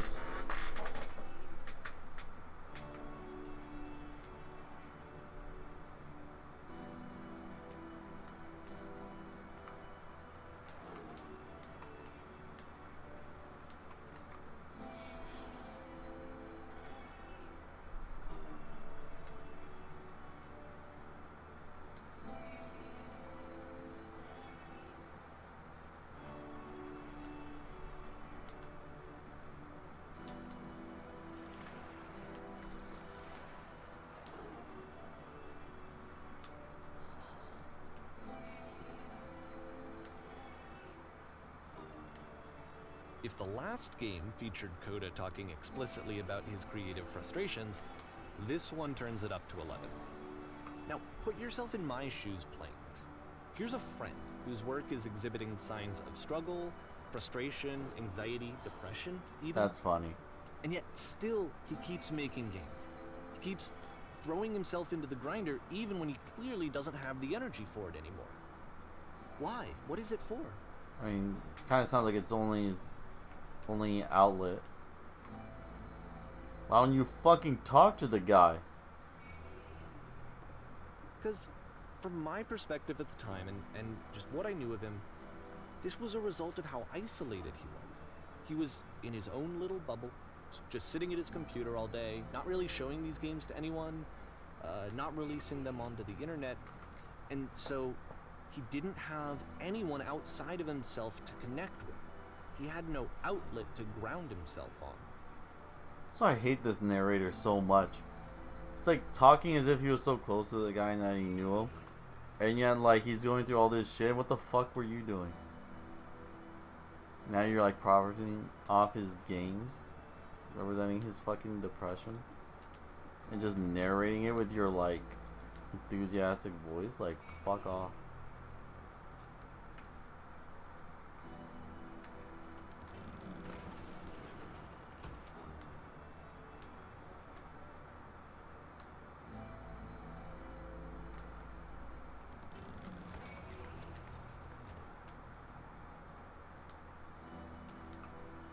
It's a white smoke now.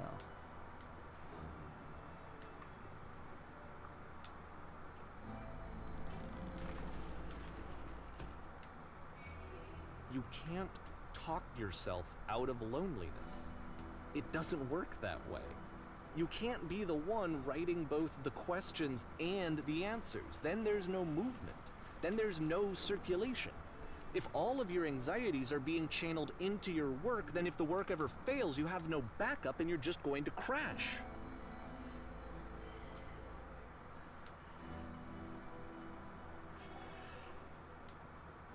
Oh, it's all my answers. Isn't that crazy?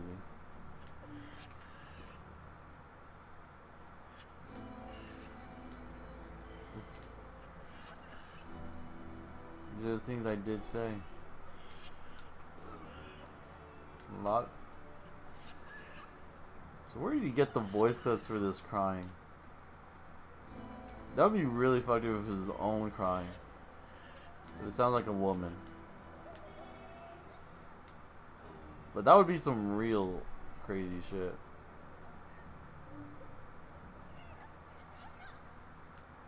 But the fact that this game is on for sale on Steam already kind of takes away some of the authenticity of it. Like, it's not like a real not safe for life thing where someone is actually putting their own crying in a video game. And like divulging their fucking, the rawest of their depression. Unless it was just sanitized to upload on the Steam.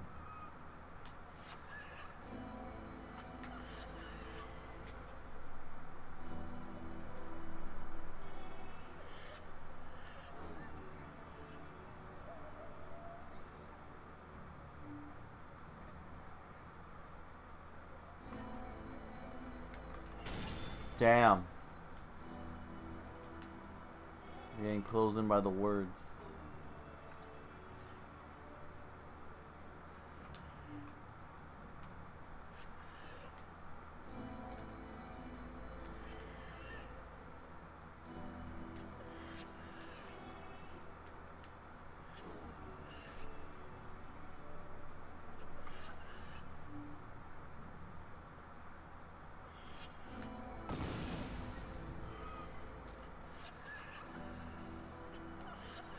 Seeing this game at the time that he made it, it looked really unhealthy to me.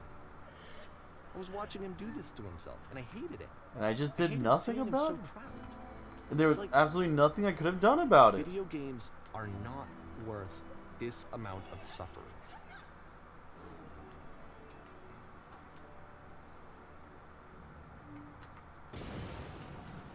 There's absolutely nothing we could have done about it. This is someone I really cared about. And I used to get so much joy out of seeing him create. For him to suddenly become angry and frustrated like this, it was the worst thing for me.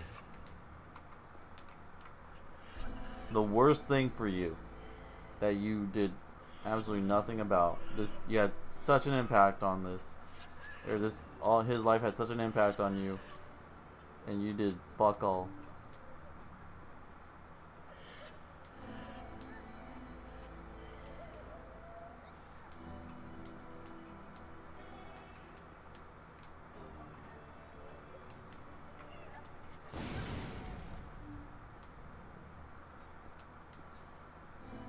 I don't know. This is what I felt at the time. I don't know how else to explain it. I wanted it to stop more than anything. I had never felt so rotten. I needed more than I had ever needed anything for this to stop. Why? Why would you want this is his outlet. Why do you want what he's doing to stop rather than making how he feels stops? This guy's trying to act like he's so mighty and so aware of all this shit. But it's like... Wait, I'm thinking... Oh, it's from the other games too. It's quotes from the other games.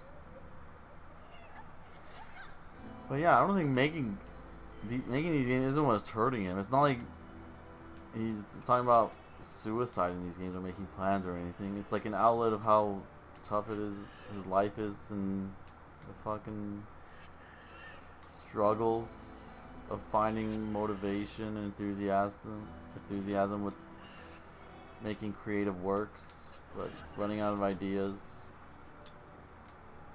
while also struggling with depression, loneliness, and all that stuff. And it's like when the thing you love doesn't make you feel happy anymore, you feel confused and lost. Like, why doesn't it make you feel happy? It should be making you feel happy, and that confusion leads to frustration and resentment for the things you loved.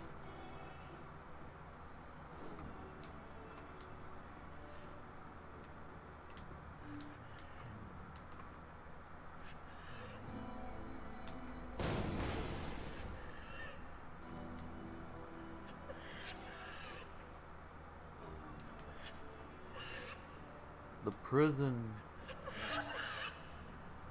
Oh, it's a crying woman. But it didn't stop. After finishing this one, Coda takes another 7 months and comes up with a new game. Sick, 2011. That's like his last year, right? The machine. We found the machine. The suicide booth.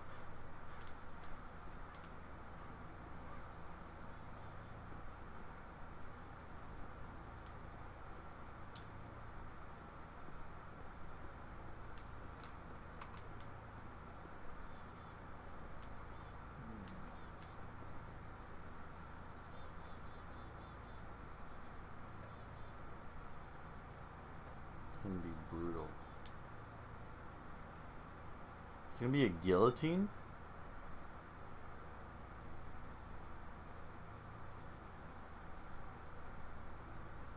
Someone self Coda. I am the machine. Jesus Christ. How famous was this guy?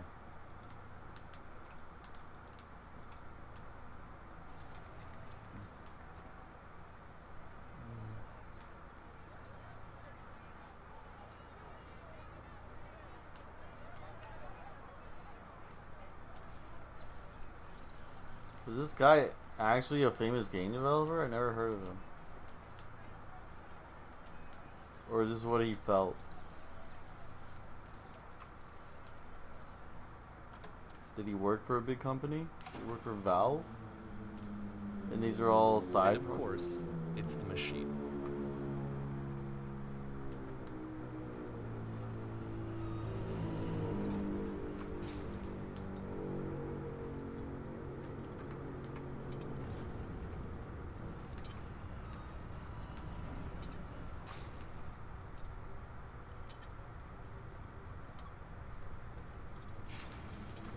Pressure of being a game developer and people counting on you for their happiness.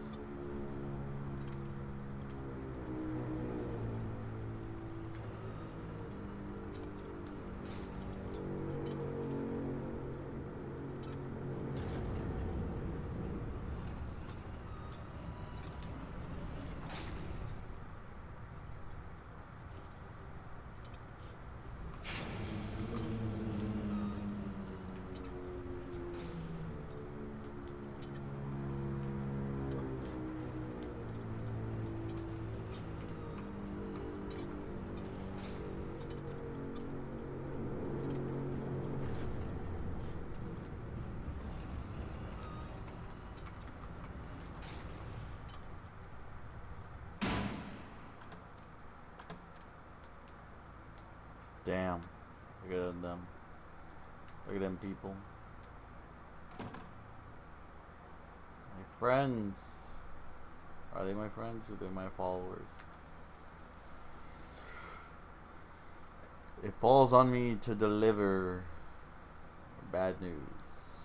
A troubling revelation. The machine will not apologize to us.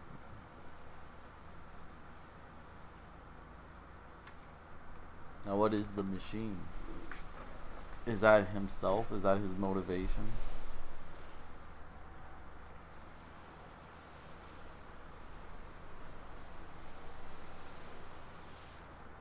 Not need its gains. Let us pay it retribution. We are not failures.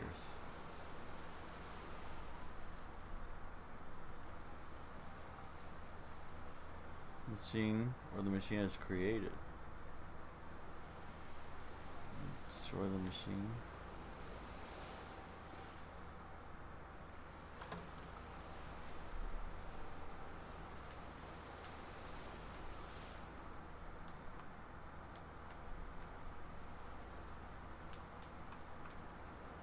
Oh, back on the stage. Don't you fucking flash out of nowhere, you fucking stage lights. Are you gonna do it? Oh, what? The gun is back. Oh, shit. Now you use the gun to destroy.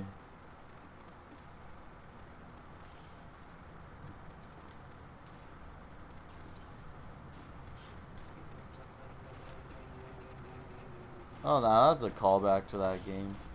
You even forgot that puzzle shooter was a thing. So now the work is becoming self-destructive. And I'll tell you, at the time that I first played this game, shortly after he made it, here's what I'm thinking to myself. I'm thinking that Code is stuck in his own head, and that it's having a very negative effect on him, and that all he needs to do is just start showing his work to people, to get some actual feedback on his games. It might get him out of isolation. And so, as I'm thinking this, I realize that I could be the one to initiate it. Because it would never occur to Coda to start actively soliciting feedback, so what if I did it for it? If he could see the difference it would make to have more actual conversations with other human beings, would that bring him out of his mental spiral? Would it give him confidence in himself? Would it bring meaning back into his work?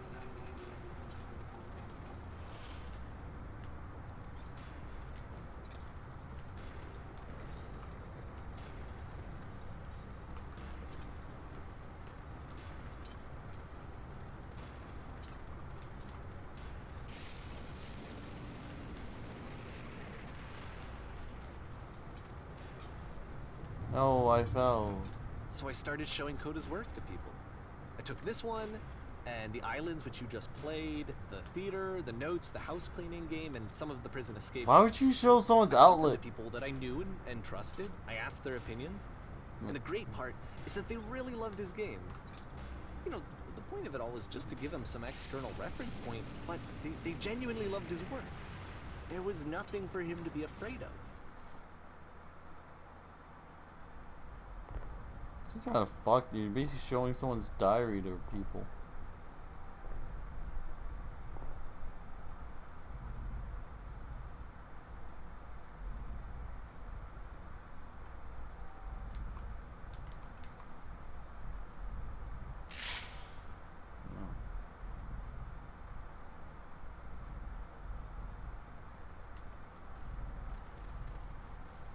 Can you see why I felt like this was the right thing to do? Because it's the thing that I always feel like I need, to be told that my work is good, that I am good. When someone really connects with a thing that I've made, when they see themselves purely in my work, there's nothing that feels better. So the point is the narrator is supposed to be disconnected? That very same feeling to my friend. I did something, I really felt like I'd done something good, like I was a good person. I felt like there was a friend who was in trouble and was unhappy and maybe didn't like themselves, and I could fix it. If I could give him this gift, maybe I could fix the problem. When they told me how much they enjoyed his games, it was the best feeling. It was the absolute best feeling. It made me feel so happy. So beautifully, beautifully happy. Nothing sus about that at all. So anyway, Coda finishes this game, and then really he just kind of takes off for a while. So this is June of 2011, and I didn't hear anything from him for several weeks, I guess. And so out of nowhere, one day I get an email, and it's got a private link to a new game of Coda's. This one is called The Tower, and to my knowledge, it's the last game that Coda ever made. So let's take a look. Are we jumping off a tower? A suicide simulator?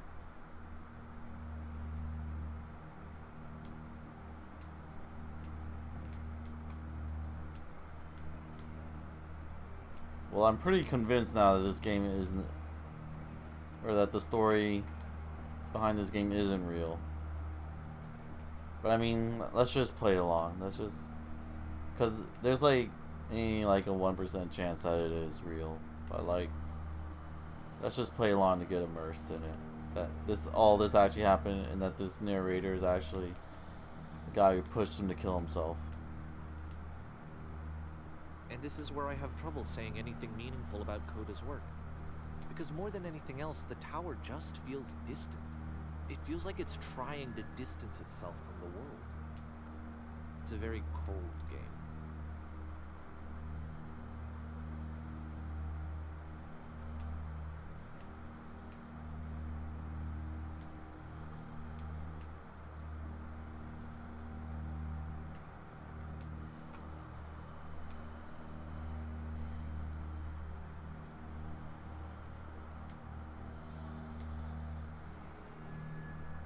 Literally This room 1984. actually has a maze in it. Damn. Except that all the walls of the maze are invisible. And then every time you touch one of the walls, there's this awful flashing and noise, so the experience is really miserable. The game goes beyond not being meant to be played, it actually seems to despise the player for trying to play it at all. Like But life. I do want to show you the rest of the levels, so when you're ready to continue, press enter and I'll put a bridge over the maze.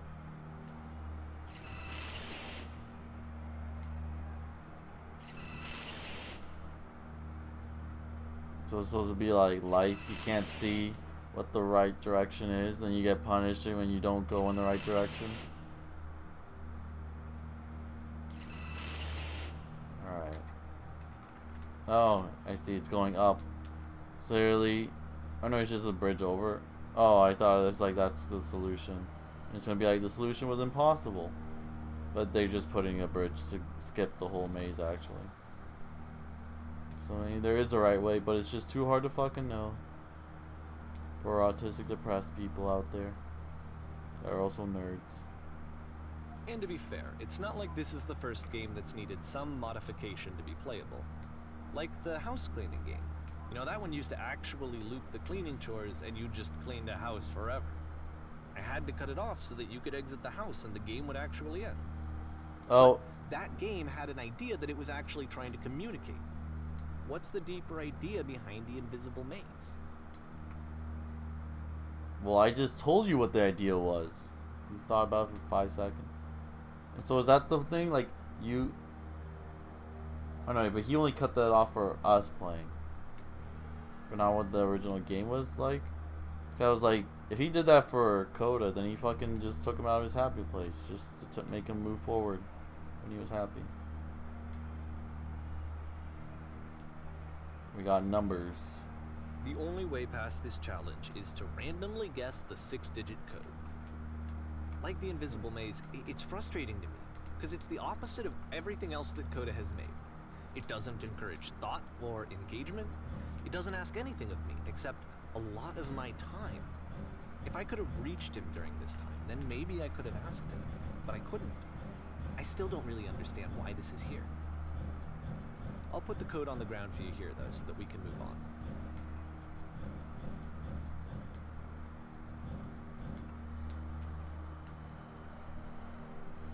Oh. 15, 16, 17. What could those numbers mean? Is it supposed to be like a prison? Because like the ones are separating each number? Or is it supposed to be 15, 16, 17? Is that how old his best years of his life? I feel like it's more like supposed to be like a prison wall separating each number.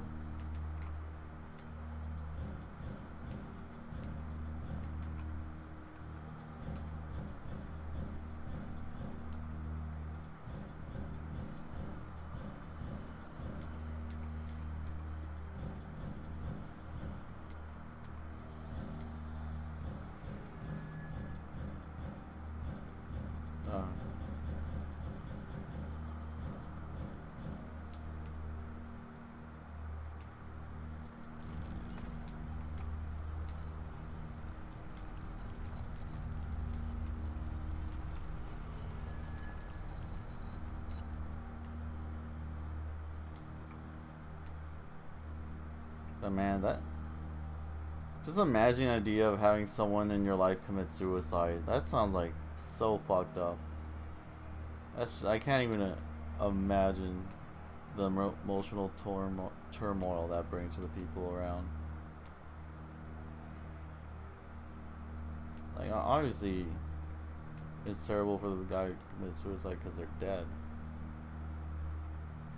It's just the switch to open this door is actually on the other side of the door, meaning that it's literally impossible to solve from this side. So even if you somehow brute forced your way through the first 2 challenges and you got to this point, there's actually just no way to progress.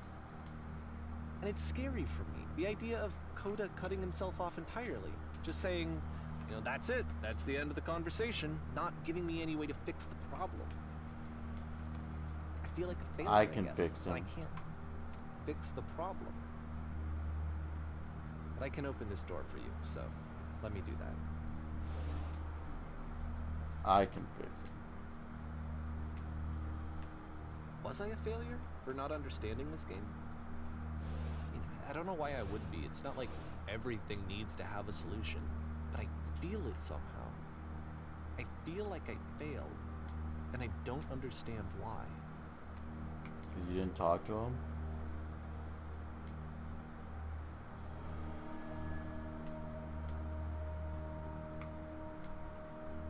Game about someone learning that it's like you should talk to someone depressed before they come to love. 2011. I'm playing this for the very first time, and as I'm playing, I'm thinking to myself, I don't know this person. Yeah, you really didn't. I have no idea who this person is. It wasn't the guy I knew. It wasn't my friend. I had come to so many conclusions from looking at all of his work up to this point, and then suddenly none of them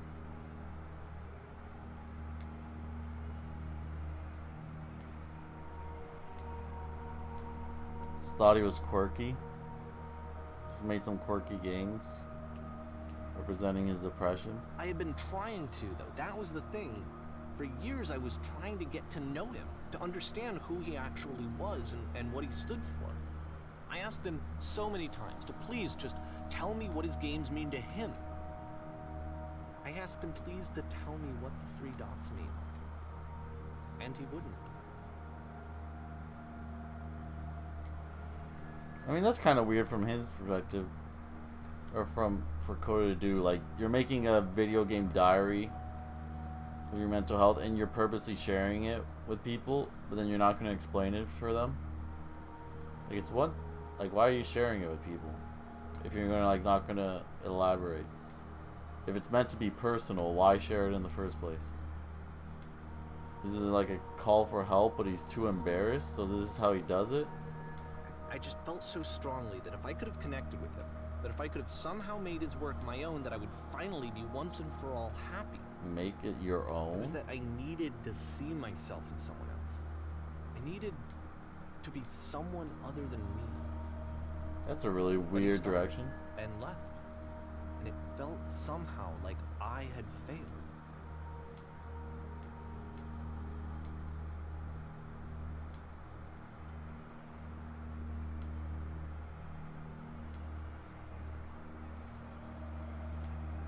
Where did I screw up? Didn't call the suicide hotline. That shit's like all over Reddit now.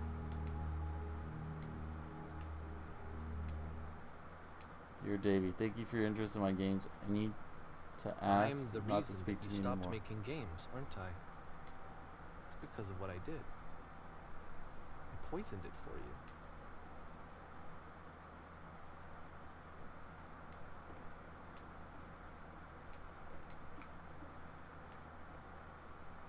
It was an outlet for him, but you tried to make it a commercial thing.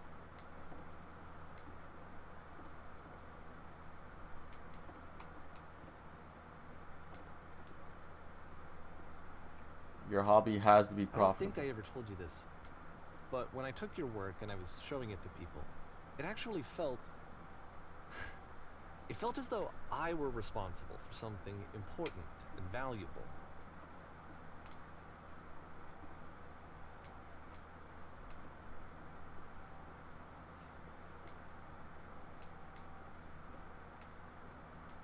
And the people who played them, they treated me like I was important. They really listened and cared about what I had to say. Even though I was showing your work, it was... I felt good about myself. Finally.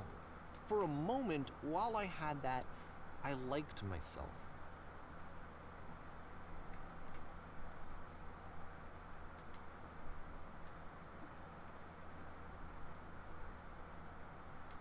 Stop adding lampposts to them. Not even his.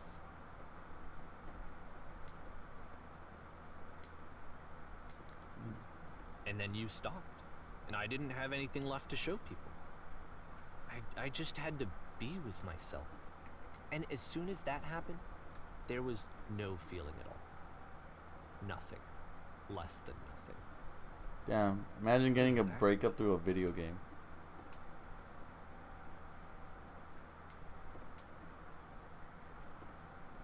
A whole video game to break up with someone.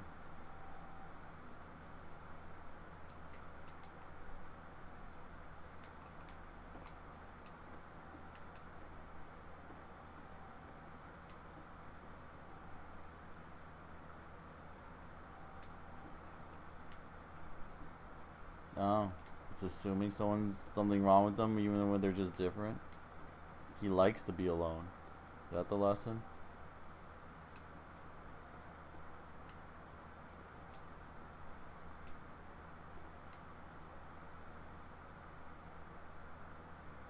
The narrator's really the one depressed? I'm afraid that I did something really stupid because I don't like myself.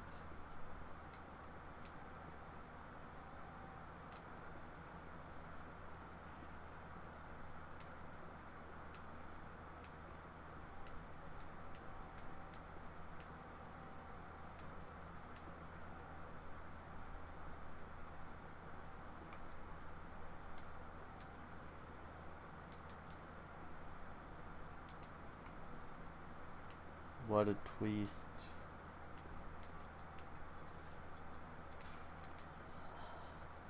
You gotta breathe in my ear like that?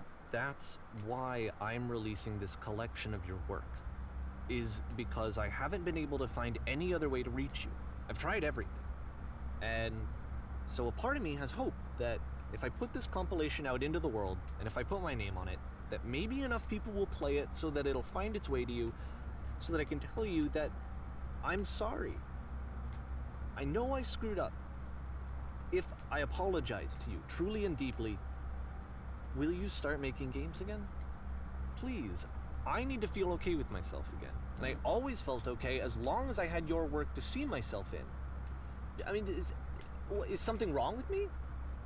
Because I know that I did an awful thing, and I'm doing it again right now. Like, I'm showing people your work, but I can't stop myself from doing it. That's how badly I need to feel something again, like I'm an addict. There has to be something wrong with me.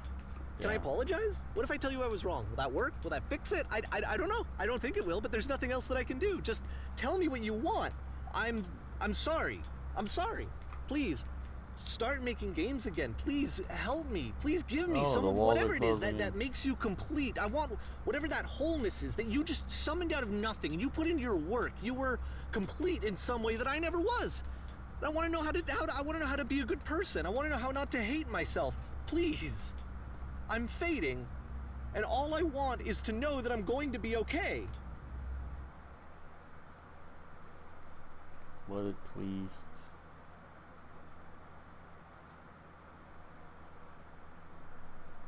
Bro couldn't get over a breakup of like 13 years ago.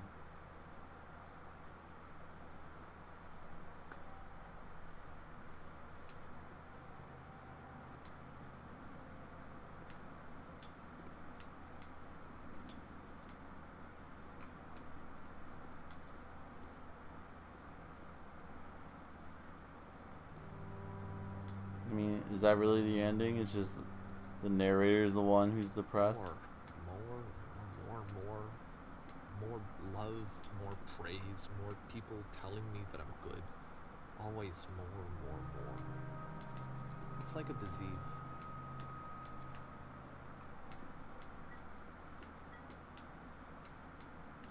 What games are you making? What? That's so weird. You get praise from someone else making games? What? You thought they were about you? Like your depression? He was seeing his own mental health through Coda's games? Is that what's going on? But Coda was never actually depressed?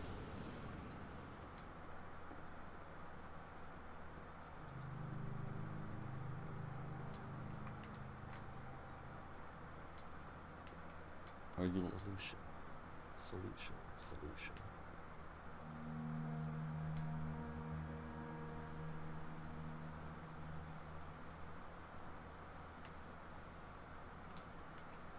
I guess if someone had told me ahead of time that he just really enjoyed making prison games, maybe I wouldn't have thought he was so desperate. I wouldn't have told so many people that he was depressed. Maybe he just likes making prisons. Yeah. There are people that like making horror games that aren't murderers. Maybe you should really talk to someone. What's that? You wanted to feel like he was helping someone that was depressed? Kind of anticlimactic. Even now, the disease is telling me to stop. Don't show people what a shitty person you are. They'll hate you.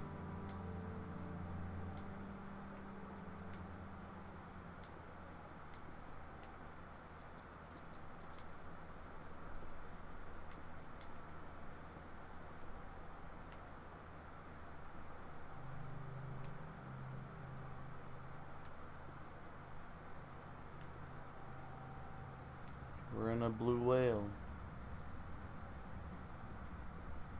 Or are we cave diving?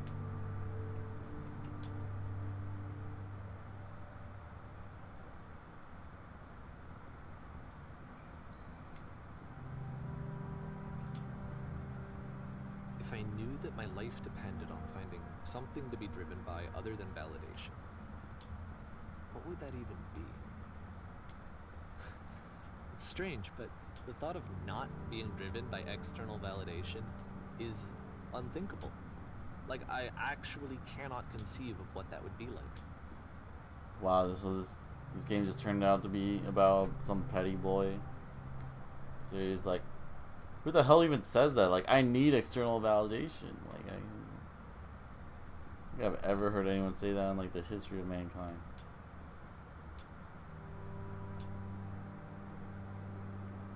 Like, it sounds like someone saying psych terms. They sound deep.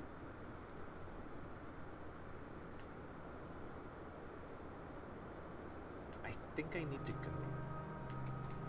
And I'm sorry, because I know that I said that I would be here and I would walk you through this, but I'm starting to feel like I have a lot of work to do. I have a lot that I need to make up for. Yeah, shut the fuck up. Wanted you gone a long time ago. Just gonna... Yeah, peace. Okay. I thought that was the last game before the tower. Whose game are we playing now?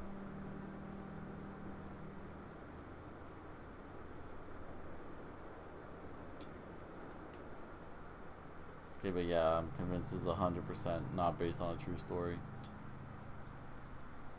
But yeah, I'll just go along for the ride. It's such a weird plot, though. He needs external validation from some guy making prison games and assuming he's depressed, but he's actually not depressed, but he was making us think he was depressed so that he could show that and feel like he's helping someone. But then in the game, the plot twist is that he gets shown at the end like, dude, stop thinking I have a problem, you're the one with the problem. And then now the narrator's the one with the problem and have to care about this guy's issues with like not getting validated by having someone make games about his depression. Like, what the fuck is this story? Oh, and the walls are going down.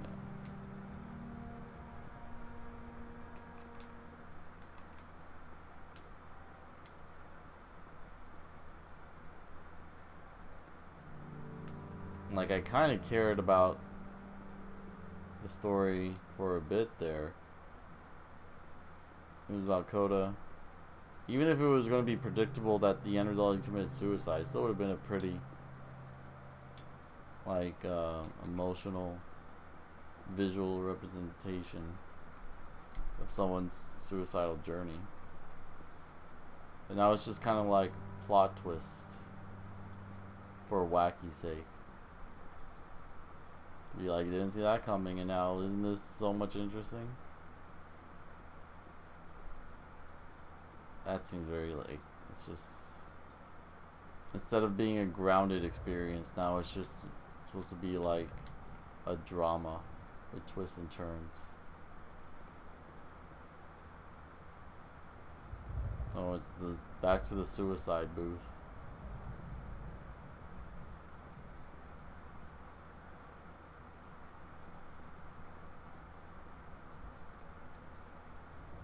So we have to kill ourselves? We're the one that dies in the end?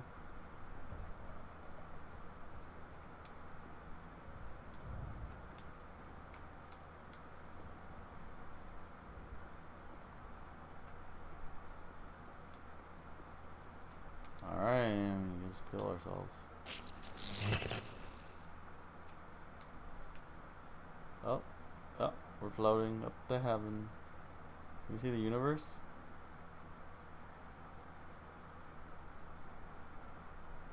All a maze. Life is just a series of mazes. Oh, but that's beautiful. The universe. The sunrise. The galaxy. Damn, that's a big ass maze. Life is but a series of mazes.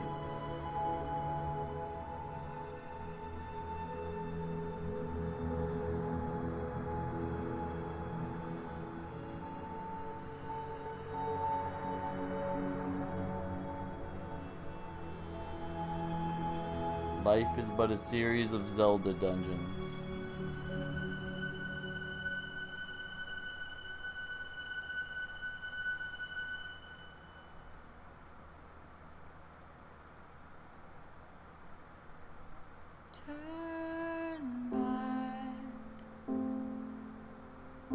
Turn back from this cave.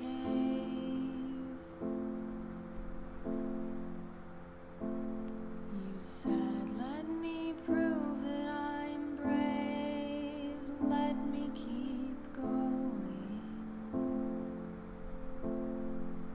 But the cave goes for miles and miles and miles. And you're so tired, but I know that you're strong. I mean, So turn back, kind of lost me there. turn back. Like, what now? What is the final message? Now, maybe that's the too deep part for me. That's like, I'm so dumb. I don't even get the artistic meaning in that.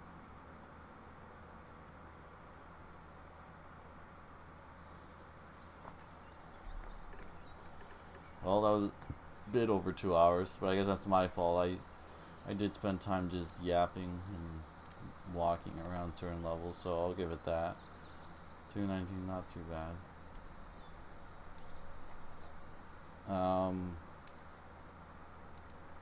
Yeah, that's the video game. I mean, it made felt stuff, made me think, you feel.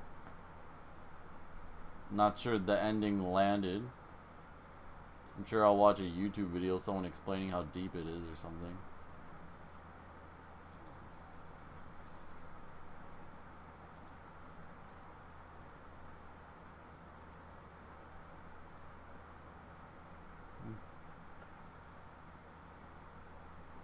I didn't do all this.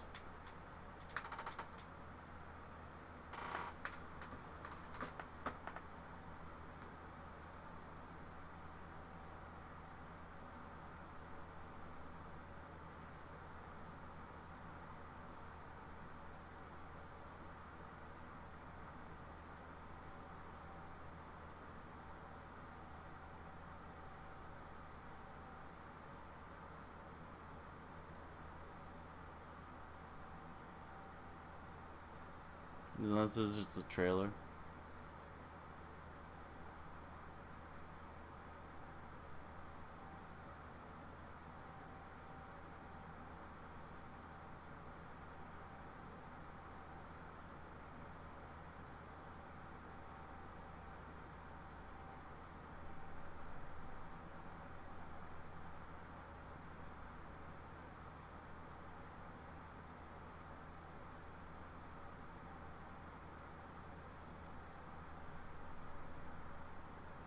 The beginner's guide. What does the title supposed to represent?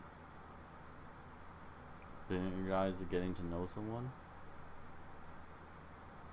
Who the hell paid $12 for this game?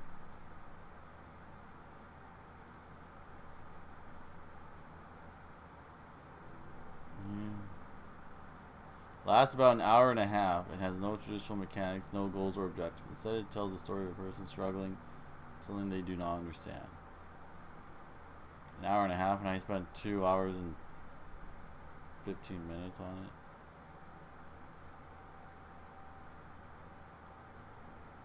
Character-driven story. Masterclass. The game is difficult to describe without spoiling, but I'll do my best. The game is a love letter, apology, and attempt at soul-searching for understanding while summarizing the game industry's relationship between community and creator. It's highlighting how emotion and health can interact with the creative process now for World Wars. The approach to understanding social validation is strong, especially in an age of technology where many pride themselves in being accepted, praised, or thinking they've contributed to it. The feeling that if invested in, you also made something is a mentality that stands long, and here it shows itself as the penultimate story A true story around the unintentional poisoning of the creative process from a fan / peer to a creator, and in turn ruining the very thing they enjoyed. 17th chapter reveals made my heart sink. Rarely feel moved by a game, and even fewer times will I ever write a review. Even so, this game is heartfelt in its way. So that's what 17 is supposed to be, and you figure out that the fan, Davey, is what killed their desire to make games.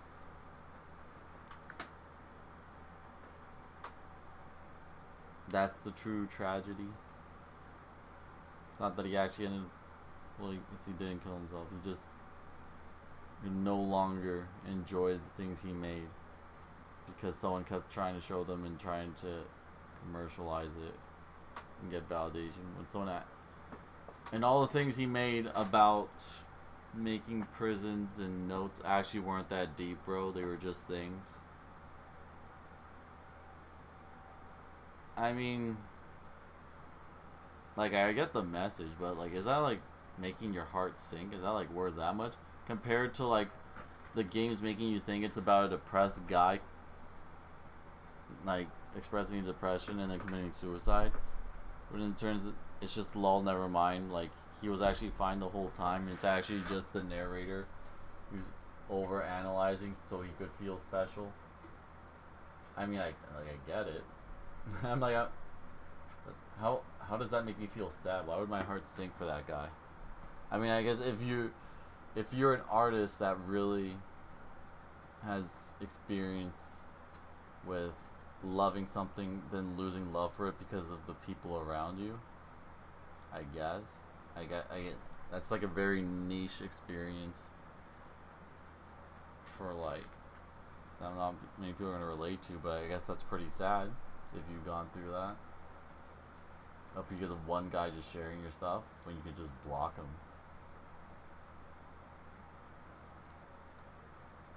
I guess the sad part of it is that like someone lost their creative love for something.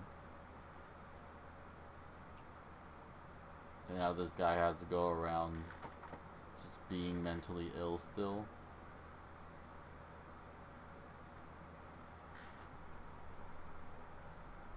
Let's see what this negative review says.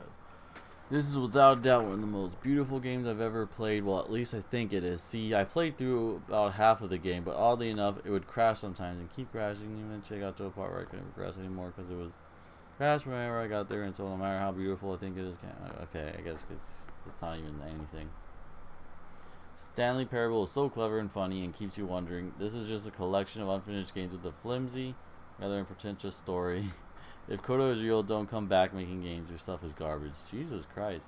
You only played 30 minutes of it. How did you didn't even get the full story. He just got annoyed with the unfinished games. How the hell did you only have 30 minutes to make a review on this? What is wrong with you? You even finished the game. It's only an hour and a half long. This game made me feel seen. Me sitting in my chair trying to progress with the game's ending meaning to me and how to apply the message to my own life. Incredible. Just like, don't commercialize other people's love projects. Don't try and insert them into their creative endeavors.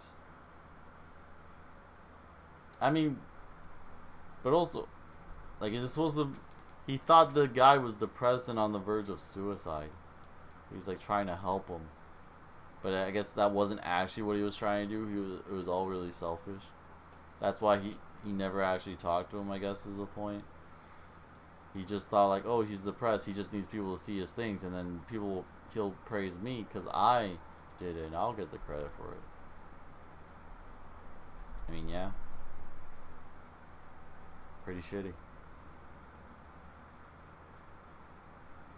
Not that it's like a bad message or story, looking back, but it's just like comparing that to like when the game seemed like it was going to be about the life and death of like a depressed artist. Like that's just like way up there. You just like, my expectations were way higher for something else more tragic than what it ended up being.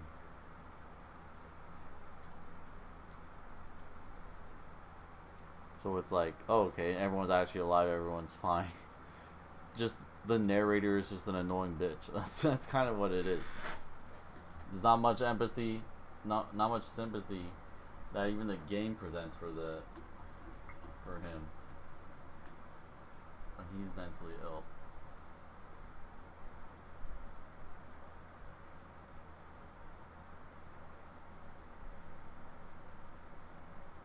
Hearing something. Oh, it's this.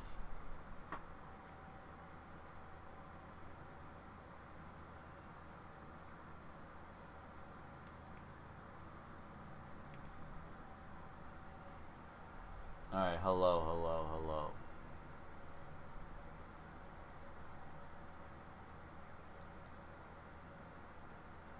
Okay, so hopefully, yeah, my mic should have been working that whole time. I was keeping an eye on it. It should have been good.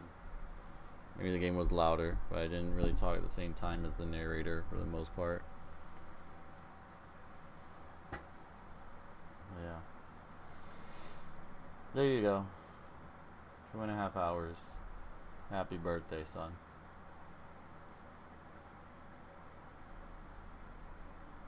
Few game developers have ever ventured such an open-hearted project about human frailty and knocked it out of orbit. I guess you're basically paying $13 for a movie.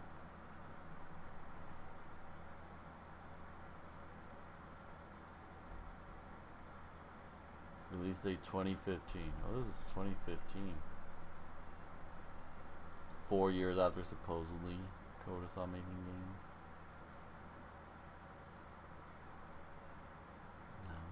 I've been thinking about this game a lot for the past 36 hours. The minute I think about it, at first only superficially, but later more substantively. I mulled over a lot of questions when I should have been sleeping. I continued thinking right when I woke up. I think I dreamed about it in between.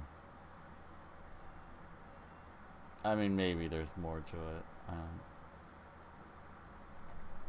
not gonna say I can understand everything about an artistic piece perfectly, but at least that, from what I've gotten, that's kind of it. Maybe I'll watch a video essay that explains more and not actually miss so much symbolism with the trees or whatever. In terms of like representing depression, like all the games are really good for that. But then it just kind of does feel like a slap in the face in the end to be like, actually JK, the guy just liked making games. And the narrator was just overthinking it. Like, oh, okay, just overthinking. Or maybe it's not that like he was overthinking. Maybe he was really depressed with all those things. Or maybe it's that the narrator was the one making him depressed by showing his stuff. Is that it? He caused the depression? I don't know if that's what it is.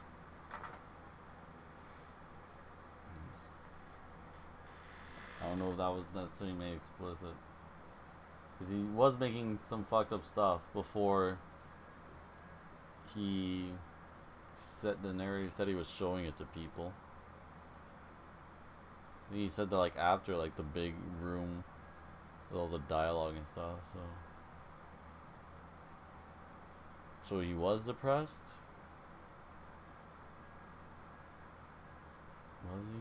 Was he not? I don't know. That's for YouTubers to tell us. Oh yeah. I guess I'm gonna be thinking about this in my dreams now. Was he depressed? Was he not?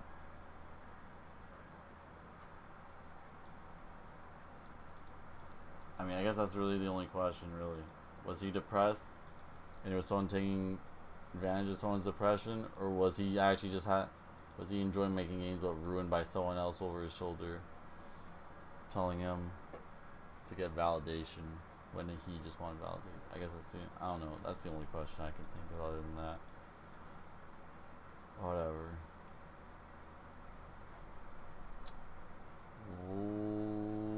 Whatever. The real game that we need. Waiting for you my whole life, baby.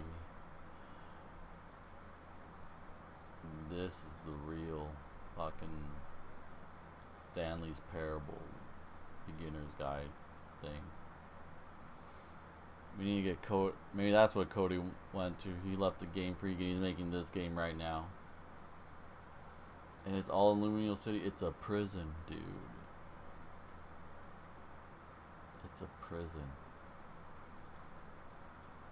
He just likes making prison games. Well, get to work on that, buddy. Alright. That's it. Good night. Bye-bye.